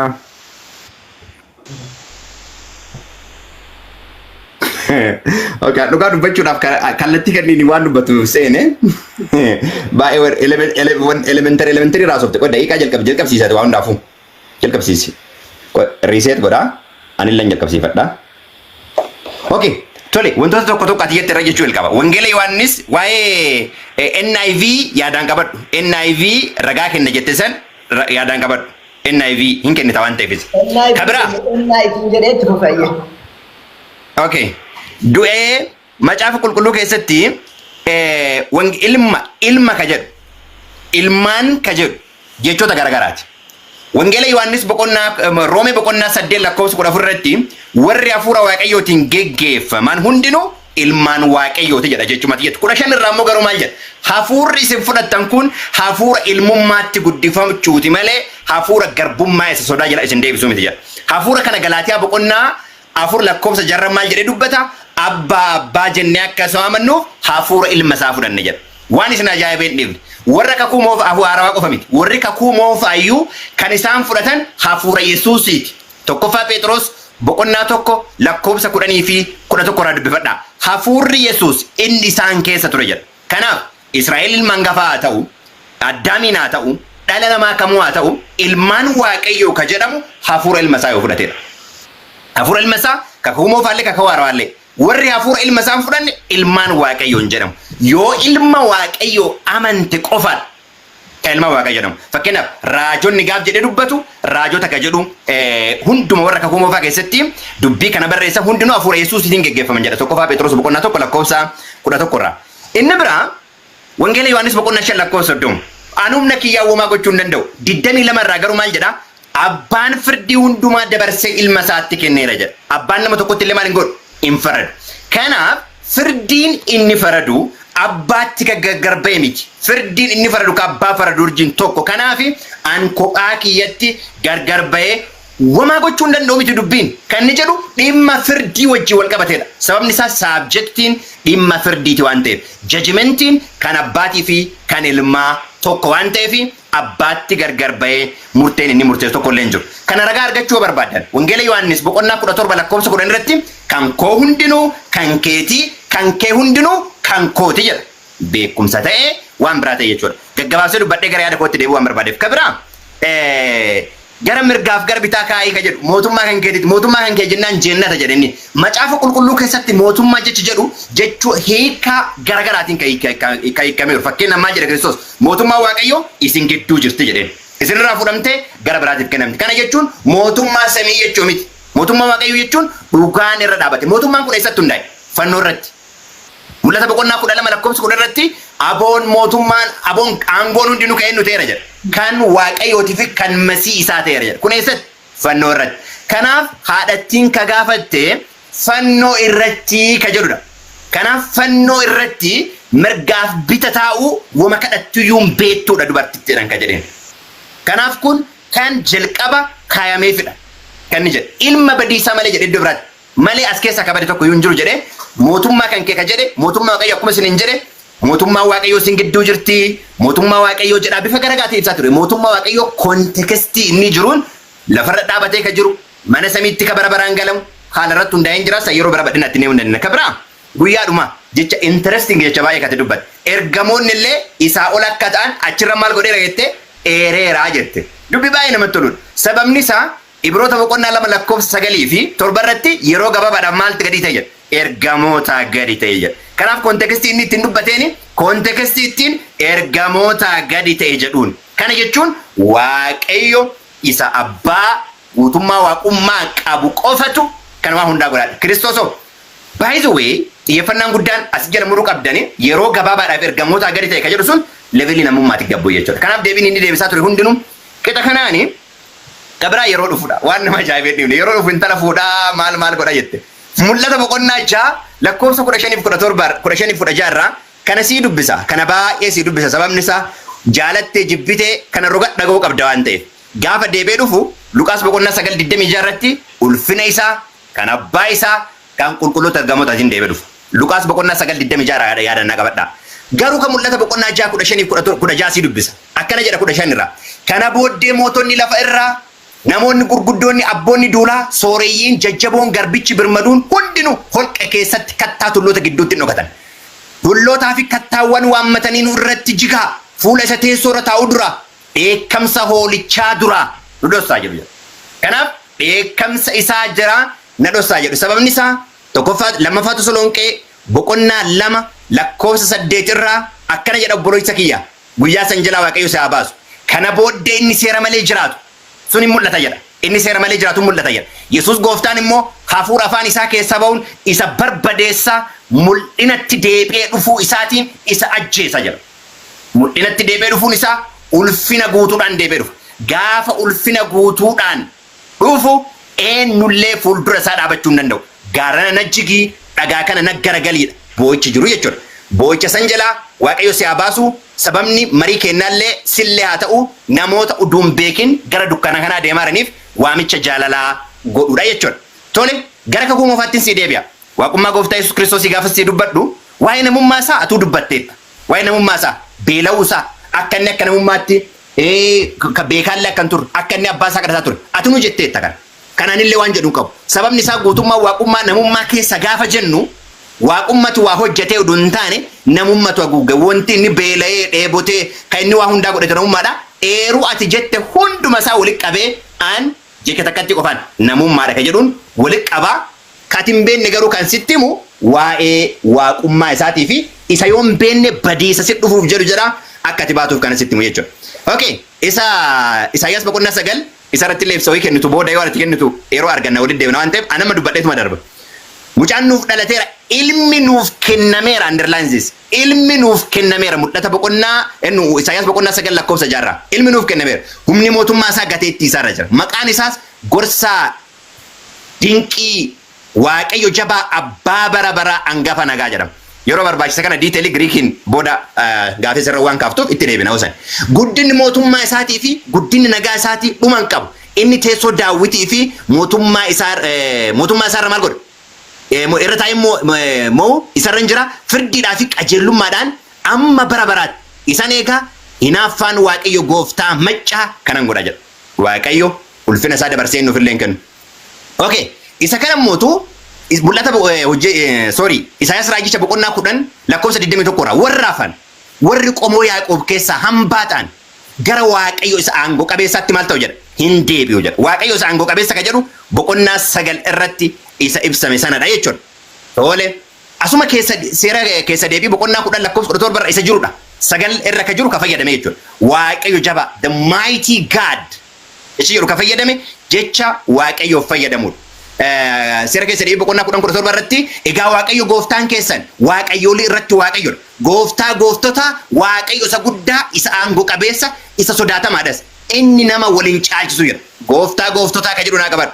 Mul'ata boqonnaa 19 lakkoofsa 13 irratti uffata dhiigaan cuubame uffata maqaan isaa sagalee waaqayyoo jedhama erga jedhee bu'uura 16 irraa kana jedha.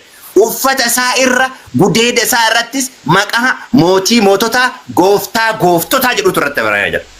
Gooftaa gooftotaa ka jedhu isa keessa deebii irratti waaqayyo fayyadame Kiristoos illee exactly gooftaa gooftotaa mootii moototaa jedhameera. Kun waan nama ajaa'ibee dhibne immoo uduunni dhalanne kan dubbatamanii jechuudha. Inni kun raajii Isaayyaas boqonnaa 7:14 irratti kanaaf waaqayyo ofii isaatii milkita isiniif hin kenna kunoo durbiin ulfoofti ilma sin deessi maqaan isaas Amaanu'eel jettee moggaafti jedha. Amaanu'eel jechuun hiikkaan isaa waaqayyo nu wajjin jira jechuudha jedha. Kanaaf waaqayyo nu wajjin jiraan eessatti jedhame inni kun Maatiyos boqonnaa 1 lakkoofsa 22-23 irratti kun hundinuu inni waaqayyo gooftaan afaan raajichaatiin dubbatee akka raawwatamuuf ta'e. Innoo kun durbiin ulfoofti ilma sin deessi maqaan isaas Amaanu'eel jedhamee hin moggaasu jedhe. Amaanu'eel jechuun waaqayyo nu wajjin jira jechuudha. Kanaaf kakuun haaroftillee Maatiyos boqonnaa 1 lakkoofsi 22-23 kana fayyadameera. Isa kana immoo wangeela Yohaannis 1:14 irratti nu gidduu buufate jedhee fayyadama jechuudha. Isaan maqara Amaanu'eel jechuun waaqayyo nu wajjin jira ka jedhame sun Kiristoos isa nu wajjin jirutu waaqayyo nu wajjin jira jedhama jechuudha. Sagalichi nama foonii ta'ee nu gidduu buufate isin gidduu akka buufadhu mana qulqullummaa koonaa ijaaraa isa kakuu moofaa keessatti jedhee ture wajjin kan wal qabatudha jechuudha. Tole inni biraan mootu macaafa Mikiyaas boqonnaa 5 lakkoofsa 2 irraa ati immoo yaa mandara Betaaliyem Efraataa mandaroota Yihuudaa warra gurguddoota keessaa ati ishee xinnoodha. Israa'eliin kammoo tokko si keessaa anaaf hin qa'a. Eenyuun kammoo? Israa'eliin kammoo tokko si keessaa anaaf hin qa'a. Hundeen isaas isa keessaa ba'uuf jiru kun kan bara durdurii kan bara baraati jedha. Hundee jechuun inni isarraa kan maal godheedha jechuudha. Isarraa kan latedha jechuudha. Hundee jechuun iddoo biraan Zakkaariyaas keessatti latii jedhama Kiristoos. Kana jechuun irraa dhalate ka jedhu mul'isuuf jechuudha. Latii ka jedhamu irraa dhalate ka jedhu mul'isuudhaaf jechuudha. Kanaaf hundeen isaa kan bara duriiti jedha. Isa kana naa qabadhu. Raajii Anbaaqoom boqonnaa 1 lakkoofsa 12 irraa akkana jedhe Anbaaqoom 1:12 irraa. Ani Anbaaqoom immoo yaa Waaqayyo ati kan duriiti. Dimitire yaa Waaqayyo ko yaa isa qulqullu ati hin duutu ati kattaa keenya isa kan firdiif kaafte adabaafis isa dhaabde jedha. Kanaaf ati hin duutu ka jedhu tokkoffaa Ximootewoos boqonnaa 6 lakkoofsa 16 irratti isa malee womaatti dhaachuu kan dandeenye abbaa akka ta'e yeroo dubbatu Kiristoos ammoo isa keessaa kan ba'e kan isarraa dhufe latii ka jedhamee waamame isa akka ta'e lafa kaa'e jechuudha. Kanaaf hundeen isaa oduu ardiif samiin hin uumamin uumama ardiif samii dura dhalate ka jedhu sun exactly asittillee ifa baheetiin jedha jechuudha. Maatiyos boqonnaa 2 lakkoofsa 6 irratti ati yaa Betaaliyem ishee biyya Yihuudaa keessaa ati mandaroota gurguddaa Yihuudoota hundumaa irraa hin xinnaatta. Si keessaa kan moo tokko saba kee Israa'eliif kan bulchu hin ba'a. Bulchaa gaafa jennu isa lafa kana irratti aangoo fayyadamee humna waraanaa fayyadamee isa mootota lafa gaggaragalchee akka fakkeenyaaf ati yoo nabiyyi jettee fudhatta baay'ee san keessa deemuun barbaadu humnaan lolaan kan fayyadame duntaani Kiristoos kan inni fayyadame mootummaan kiyya kan lafa kanaatii ni jedhe sirna mootummaa samiitiin ni lafa kanarra akka dhaabe. Kanaaf maal jedhee dubbata tokkoffaa Qorontos boqonnaa 1:9 irratti gara mootummaa ilma isaa isa jaallatamaatti maal nu godhe jedha nu harkise jedha. Kanaaf nuti garam jira mootummaa ilma isaa keessa jirra mootummaa Yesuus Kiristoos keessa. Tariiti kana oduu isin baase nattona macaafa qulqulluurraa kan iskiriishotii godhe duntaane asirraa isin baase. Tokkoffaa Qorontos boqonnaa 1 lakkoofsa 9 irra yaada jiru naa laala akka asirraa argitaniif. Waaqayyo inni gara tokkummaa ilma isaa Yesuus Kiristoos gooftaa keenyatti isin waame maalidha jedha? Amanamaadha jedha. Inni Qolaasiyaas 1:13 irratti mootummaa ilma isaa jedhama jechuudha. Okay, inni biraan immoo wangeela Yohaannis boqonnaa 7 lakkoofsa 42 irraa macaafchi Kiristoos sanyii Daawit keessaa Betaaliyem keessaan kaa jedhee inni dubbate kanaan jala cufnee bira darbine jechuudha. Faarsaa 202 akkuma tu dubbatte faarsaa keessatti raajii baay'eetu irra deebi'ee dubbatameera. Bara duriitii ati hundee lafaa in keesse bantiiwwan waaqaas hojii harka keetiiti. Isaan baduuf jiru ati garuu haftee jiraatta. Isaan hundinuu akka uffataa hin ciccitu ati akka uffataa baaftee isaanin gatta isaan hin dhidhimu jedha. Kanammoo Ibroota keessatti akkuma jedha obboleessi kiyyayyuu beekeera asirraa akka fudhatame lakkoofsa 11 irraa Ibroota boqonnaa tokko lakkoofsa 11 irraa ati haftee jiraatta jedha. Inni amma faarsaa keessaa kun eenyu fayyadama jechuudha. Kallattiidhaan Kiristoosin ripirezentii godheetiin jira jechuudha. Hin jiraatta. Isaan garuu baduu hundumti isaanii akka uffataan moofa'u akka wayyaas hin marta akka uffataas hin geeddaramu. Kanaaf Kiristoos yeroo du'eetiin jedhallee foon isaa maaliin argu jedha. Sigaa mabasbasiin aayimna jedhee kan dubbate akka mannaan guyyaa jimaataa hin kennama guyyaa sanbataa hin alaa'u. Kanaaf Kiristoosis guyyaa sanbataa lafa jala yeroo turetti sigaa mabasbasiin alaayyemii isa jennudha jechuudha. Okay, daqiiqa kiyya ilaalaa deemaara. Baay'ee gaariidha. Inni biraan immoo Daani'el boqonnaa 7 lakkoofsa 13. Kunoo ilma namaa kan fakkaatu duumessoota wajjin ilma namaa kan fakkaatu kana rogannaa qabadha. Kan fakkaatu duumessa wajjin dhufuufin halkan mul'ataan nan arge yemmus inni gara isa baay'ee dheeraa jiraatetti gara abbaatti jechuudha. Lakkoofsa 9 fi 10 yeroo dubbiftan abbaa jechuudha. 14 irraa warri saba garagaraa warri gosa garagaraa warri afaan garagaraa dubbatan hundinuu akka isa waaqessanii. Isa kanallee booddeetti dhufnaa hiikaa isaa wajjin jechuudha. Waaqessanii gooftummaan ulfinni mootummaan isaaf hin kenname gooftummaan isaas kan hin darbine inni gooftummaa bara baraati mootummaan isaas isa balleeffamuu miti jedha. Haleluyaa. Kanaaf mootummaan isaa kakuu moofarraa jalqabee amma kakuu haarawaatti waaqummaan isaa kan yeroo Maariyaamiin irraa dhalateen jalqabee miti jechuudha. Rakkinni jiru atammallee kan itti maattu kan obboloota kan keetitti illee irra deddeebitee itti maattu waaqummaan isaa yookaan immoo isuma namummaa ta'e Maariyaamiin irraa dhalateedha. Sababni isaa achumatti daangoftu waan ta'eef. Garuu siifillee haa ta'u obboloota biraatiif waamichi nuti dhiyeessinu Kiristoos Maariyaamiin irraa dhalachuutti hin daangeffamu. Daqiiqaa booda naaf ittiin xumura kanneen daqiiqaa wanta gochuun hin barbaanneef. Kanaaf Kiristoos eessa abbaa wajjin ture ilma waaqayyootitu dhufee foon uffate. Abbaa irraa dhalate gaafa jennu waaqummaa akka abbaa qaba. Maariyaamiin irraa dhalate gaafa jennu immoo eenyummaa namummaa akka Maariyaamii qaba. Kammoo ati naa ibsaa turte hundinuu wanta akkatti waan sawwaruun qabu. Nama ka jetteen eeyya beeleera, eeyya kana ta'eera. Paartiin ati sitti maaru garuu waaqummaa isaatu seelaa dhokateera. Yoo isan beenneen baddaadha waaqayyo gara ofiitti si adeemfatu itti fufi xumureera. Ayyee galatoomii daqiiqaa kiyya naa qabe soddomarratti argamu inshaallah soddomarra hojjee soddoma geera ishii qabe. Waan ati kaasii tokko daddafee deebii barbaada gara mata duree keessa kan deebi'uuf ni jalqabaa ilmaa fi ilmoonni gargar yookiin ilmaawwan fi ilmi gargar jettee waan kaasee garaagarummaan ilmaa fi ilmoowwan baay'ina yoo ta'e malee garaagarummaan isaanii beeku. Ilma jechuun immoo singulaariidha.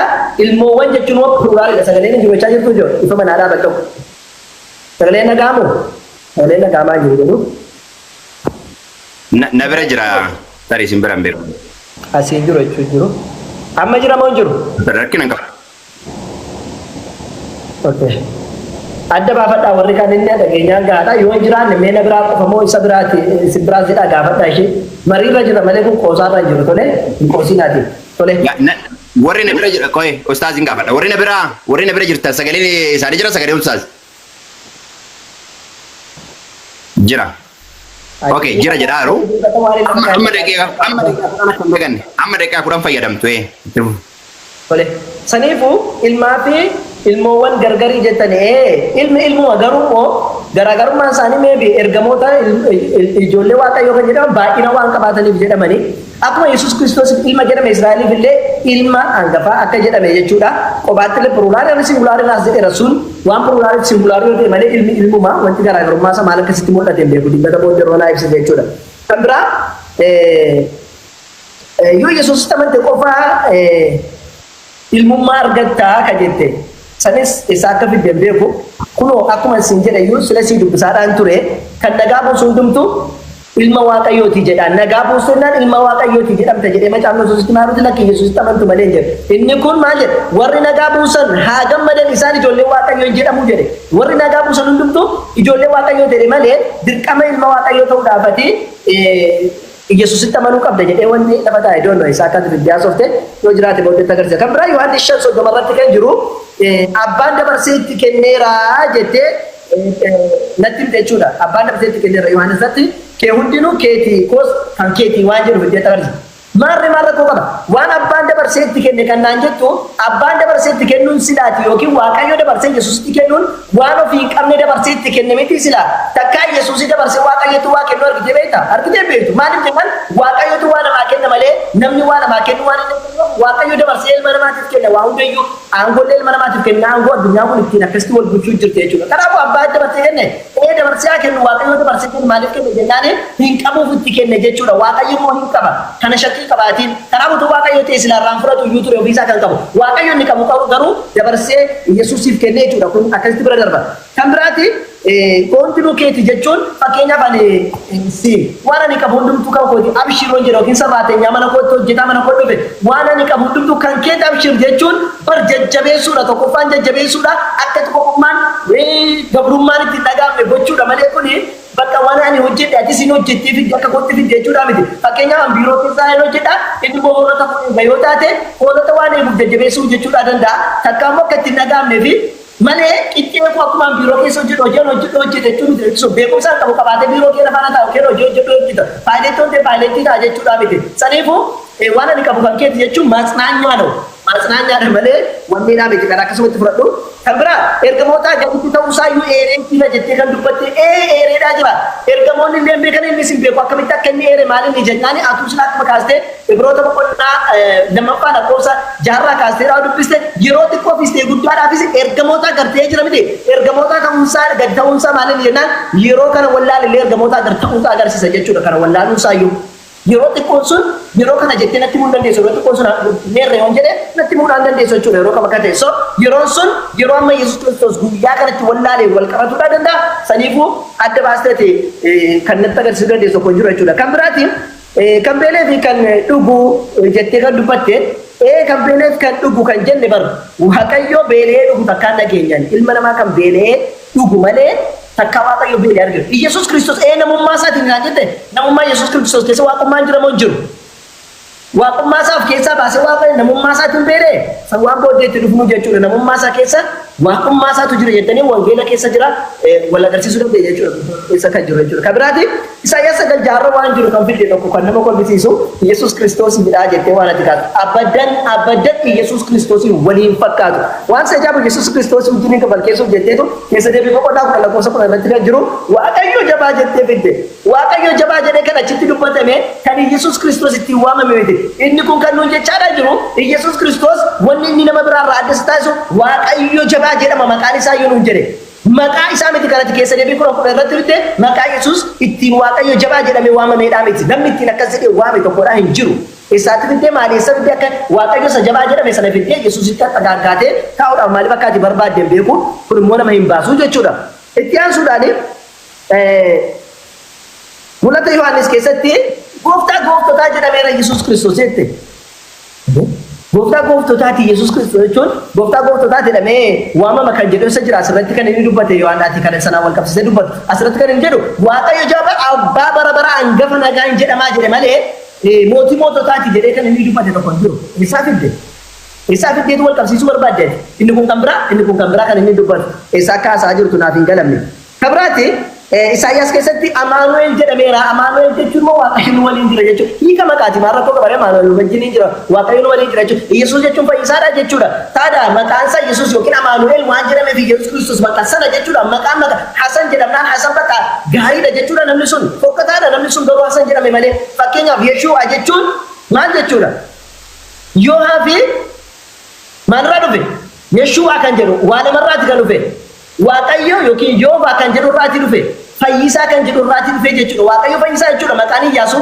kanaaf maqaan isaa waaqayyo fayyisaadha waan jedhameef Iyyaasuu waaqayyo fayyisaadha re maqaa waan kennafe no maqaa waan ta'eef akkas taatana isa kaanis waaqayyo fayyisaa goone wajjin hin deemna jechuudha Iyyaasuus kabiraa I think ati hinduutu kan jedhu keessatti kan fiddee dubbattedha ati hinduutu kan jedhu boqonnaa tokko lakkoofsa 12 kan jiru jechuudha ati hinduutu waaqayyoodha hinduu jedhe Yesuus Kiristoos akkamitti hinduun isaa du'ee keenaan jennati bultiisa di du'ee kee Yesuus Kiristoos nuuf jecha du'ee du'aa kee keenaan jechaa jirtan maaliin ati hinduutu kan jedhu moo lakki hinduu sanummaa Ximootos tokkoffaa boqonnaa boqonnaa jala lakkoofsa 16 wal qabsiistee haasofta. Inni hinduu bara baraan jiraata ifa mul'anne keessa jiraata jedhee waa'ee Waaqayyoo kan dubbatu fiddee sana wajjin wal qabsiiste Yesuus bultii sadii dura tonaan jitaa jirtuuti inni hinduu naan jetta akkamitti hinduu naan jetta Yesuus bultii sadii hinduu Nak Yesus bultii sadii hinduu naan jennaan walii gallee dabarra khalaas Waaqayyo waliin jennu du'eera moo naan jennaan wanna tamma dubbataa jirtu boqonnaa tokko lakkoofsa 12 jiru wajjin waliin fakkaatu Yesuus du'eera kan du'e letti wali fakkaatu jechuudha. Timootewos faanas isaaf akka wal bakkeessite hin beeku.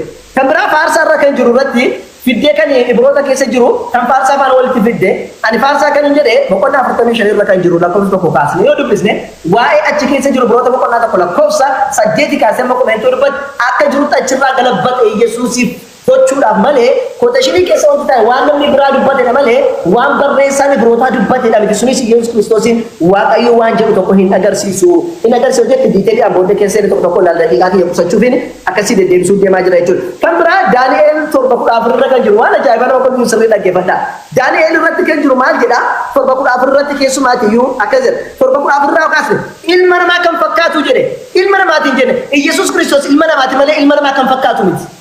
Yesus ilma namaati boqonnaa 8 Yohaannis lakkoofsa torbatti ilma namaa kana jedhe malee ilma namaa kan fakkaatu hin jenne Daani'eel moo kan dubbataa jira ilma namaa kan fakkaatu waaqa duumessa keessatti arge jedhee kan inni dubbate jechuudha tokko jedhe kabraa as deebinee boqonnaa Daani'eel 7:14 irratti kana fidde akka isa waaqessanii fi kan jedhu fidde kan afaan Oromoo fi akkasuma international Bible irratti qofa dubbate malee warri biraa maal jedhani English Standard Bible maal jedhan to serve him jedha akka isa tajaajilanii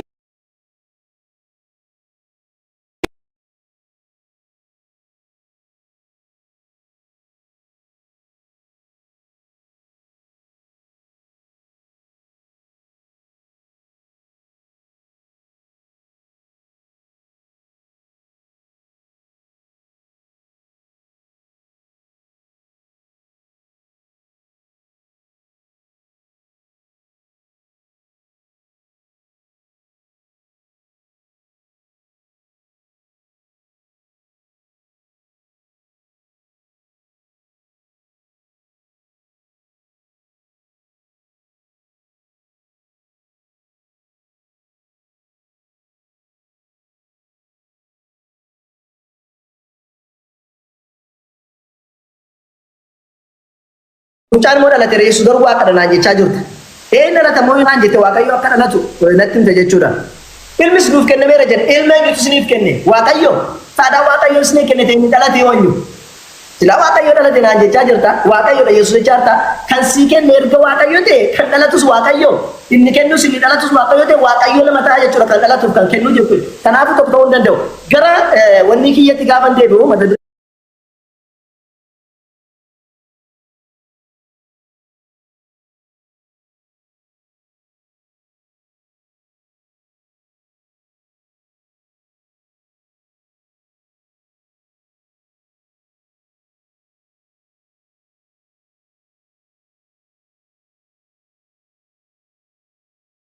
Inni biraan mootu hinduune ka jedhan isa irraallate isa hinduune sana irraallate abbaa irraallate jedhu dhage malee Yesuus hinduune jechuuf miti sanillee nan dhageenye rogatti anka jedhe tokkoffaa Xiimotewos boqonnaa 6 lakkoofsa 16 kan fayyadamee fi isa irraa dhalate hundeen isaa ka durduriiti ka jedhu san tuquudhaaf dhaye ati waan an jedhu na dhagaan turre pointi mormuu kan kee qofa irratti xiyyeeffataatti malee nan dhageenye anyway isa yaada akkasi qabadhu. Inni biraa kanko kan keetii ka jedhu lamatsnaanyaa noo naan jette lamatsnaanyaa noo akkana jechuuf jette eenyutu jedhamee ka jedhu hayaan eenyu natsnaanna eenyutu jecha kana dubbate uduu akkati jette tariiti abbaan dubbate matsnaanyaa kan keetti fayyadamte garuu kana ka dubbate Yesuustu maal jedheen aslaala wangeela Yohaannis boqonnaa 17:10 irratti kankoo hundumtinuu kan keetii kan kees kan kootii ulfinni koos isaan mul'ata jedhee ka dubbate Yesuusidha malee abbaa miti ka dubbate Yesuus dubbate kanaaf Yesuus abbaa naannaa argachuu barbaaddeetu maali kontekstiin loojikali akkuma ofii barbaaddeetti deemaa turte sanniin sitti lakkaa'u sababni isaa macaafa qulqulluudhaan utuu hin taane loojikan keetiin deemaa turte waan ta'eef hangara yaada kiyyaatti isaa deebi'u kanaaf Maarqos boqonnaa 14 lakkoofsa 61 irraa inni garuu calluma jedhe malee deebii tokkollee hin laanneef hangam lubootaa immoo ati masii ilma waaqayyo isa galateeffamaati jedhee isa gaafate. Yesuus immoo ani isa ta'uu ani isa ilmi namaa mirga aangoo qabeessaa ta'ee duumessa waaqa keessaa wajjin utuu dhufu arguuf jirta jedhee duumessaan itti geeffamee ka jedhu isaatiin Daani'el boqonnaa 7 lakkoofsa 13 irratti duumessaan geeffame ka jedhu sirriin jira. Inni eenyuuni ilma waaqaati. 14 irratti ilma waaqaati miti yaada jedhu naa kaafte ilma waaqaa ka jedhame santu ilma waaqayyooti. Ati ilma waaqayyooti jennaan eeyyee jedheen. Maarqos boqonnaa 12 lakkoofsa 61 irratti jecha macaafa qulqulluu jechuudha. Inni biraa seera ba'uu boqonnaa 20 lakkoofsa 5 irratti bifa tokkotti illee kan hin fakkeeffamne waaqeffannaa kan fudhatu waaqayyoodha. Ka sagadamuuf jechuudha. Kiristoosiif ammoo saganni ta'eeraaf. Mul'ata boqonnaa 5 lakkoofsa 8 irraa dubbisuu dandeettu 13 fi 14 qofa dubbisan. Kiristoos akkamitti akka sagada fudhate waaqummaa akka inni itti qabaatu jechuudha. Wanti waaqa irratti lafa jalatti galaana keessatti uumamee isaan keessa jiraatu hundinuu qubaan ulfinni guddinni aangoon isa teessoo irra taa'ee jiru sanaaf hoolichaafis bara amma baraatti haa ta'u jechuu isaanii dhageenya. Hoolicha kan jedhame inni Kiristoos Yesuus ilma waaqayyooti. Lakkoofsa 14 uumamni lubbuu qaban arfan ameen jedhanii manguddoonis gombifamanii sagadaniif jedha. Worship him jedha. Ergamoonni waaqarraa Ibroota boqonnaa 1 lakkoofsa 6 irratti by the way ilma isaa hangafa gara biyya lafaatti yeroo erge ergamoonni waaqarraa akka isaaf sagadan lafa ka'a. Inni biraa raajii macaafa Zakkaariyaas boqonnaa 12 irratti ana hafuura araaraaf ani jedha. Kana yaadannaa qabadha. Ani hafuura araaraa fi hafuura kadhataa mana Daawitii fi warra Yerusaalem keessa jiraatan irratti nan dhangalaasa. Isaan isa waraanan sana maal godhu jedha. Inni ilaalu jedha. Isa waraanan ka jedhu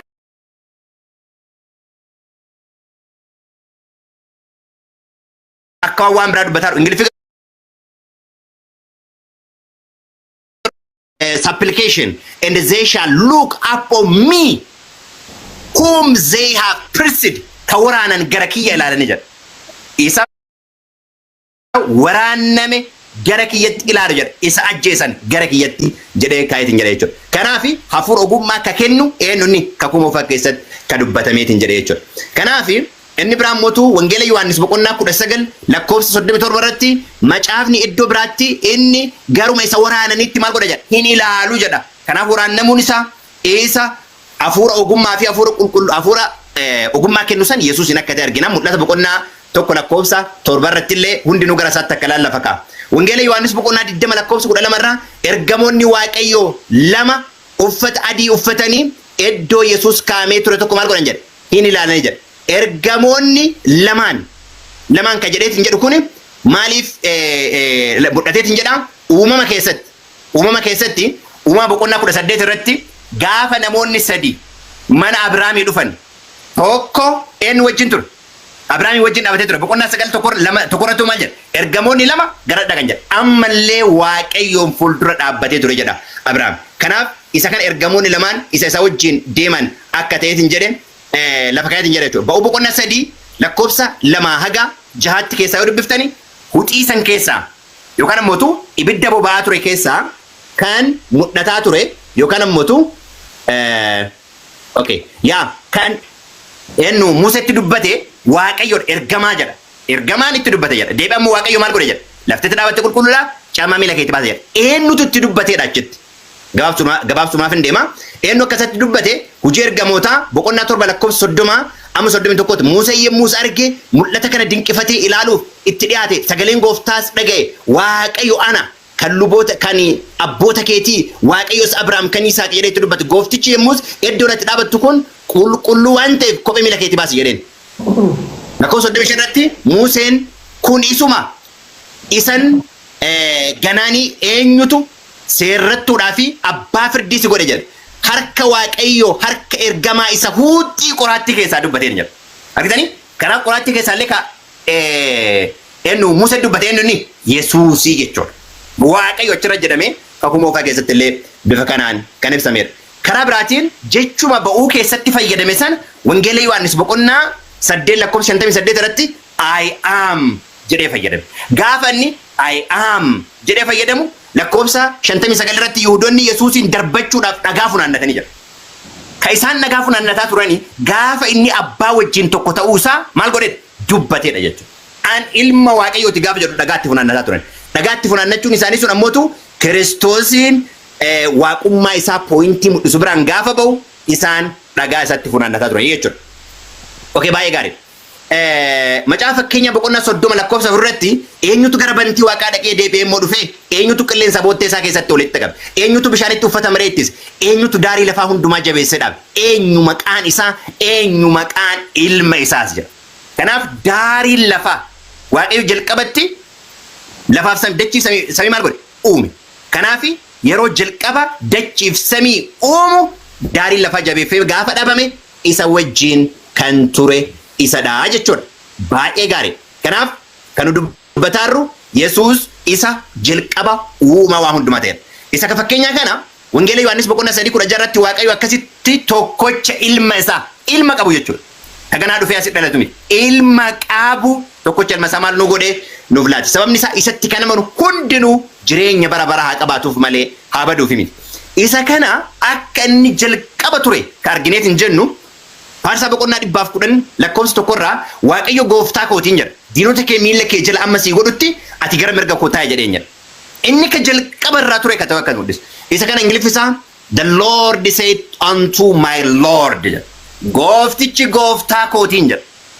Gooftichi gooftaa kootiin jedha. Kanaaf gooftaa koo jedhee Daawit yeroo dubbatu Kiristoos kana isaaf akka dubbatame yeroo dubbatu Maatewos boqonnaa 22 lakkoofsa 41-42 irraa yeroo dubbiftani ilma namaatiin eenyu jettu gaafa jedhee dubbate ilma Daawit jennaan akkamitti Daawit hafuura qulqulluudhaan geeffame gooftaa koo ittiin jedhee isin immoo deebitanii ilma Daawit jetture jedhee kaa'e jechuudha. Kanaaf inni kun Ibroota boqonnaa 1 lakkoofsa 8 irratti waa ilmaa garuu teessoon kee yaa waaqayyo jedhee yeroo dubbatu akkuma dura dubbadhe argine jettu 43 Isaayyaas 43:11 irraa ana duwwaatu waaqayyoodha ana malee fayyisaan kan biraa hin jiru jedha waaqayyo. Ana malee fayyisaan kan biraa hin jiru jedha. Jecha ana malee all right okay. Ana malee waa Doji tina cewa sagalee dhaggeeffataa jira olee kaasa darbe deeqa. No hin darbine laal kuno. Kaa chaaru ijoolleen jalaalee daqiiqaan qabna ofii kiyyaatti tajaajila. No. Like on godheera laala argaata kun daqiiqaan qaba laal. On godheera daqiiqaa. Kanaafi waan hundumaa jecha fayyisaa waaqayyo qofa jedhu kakuu haaraa keessatti ammootu Kiristoos fayyisaa akka ta'e lafa kaa'a. Kanaaf eenyummaa akka waaqayyummaa akka waaqayyo akka abbaatti akka inni qabu argineet hin jenne jechuudha. Kunniin hundinuu Kiristoosiin nuti dubbataarru amma baay'isee osoo wajjin dubbataarru. Isa jalqaba oduu addiif samiin hin uumamin waaqummaa qabu kanaaf jedhee ulfina waaqayyummaa sana dhiisee biyya lafaatti namummaa uffate. Namummaa uffate gaafa jedhu namummaadhaan lafa kana irra deddeebaa ture jechuudha. Namummaadhaan deddeebaa ture. Garaa Maariyaam irraa jalqabee lafa irratti yeroo deddeebaa ture. Kanaaf waa'ee sagaraati kan dubbataarru ati waa'ee namaa qofa dubbatatta waa'ee waaqummaallee hubadhu waaqayyo jessi yaabanu eebbifame. Tole. Daqiiqaa dabalata. Atiin gama xumuruudha. Gaaffiif deebii. Okay, daqiiqaa 5 dabalan nure. 5 dabalan jenna dabalan rakkoon tokko jiru. Yoo gaaffiif deebiitti deemnee rakkoon tokko jiru. Akkasii tole yoo daqiiqaa 5 dabalan daqiiqaa 5 dabaladhu waan dubbachuu barbaadu gara xumuraatitti illaa ta'u waa walitti qabu barbaadu daqiiqaa 5 dubbadhu achiin booda gara wannootti deebna. Walitti qabama dhumarratti walitti qabna. Yookiin gaaffiif deebii walii goonee kaane walitti qabaa booddee godhanna malee walitti qabaa miti kun. Yookiin gaaffiif deebii taa dabarru nam tokko nuuf haa ta'u. Haa goolamu. Dole nama tokko jechuudha. Namni modereetara Mubaarak Haseenu Mubaarak yoo asirratti seenu.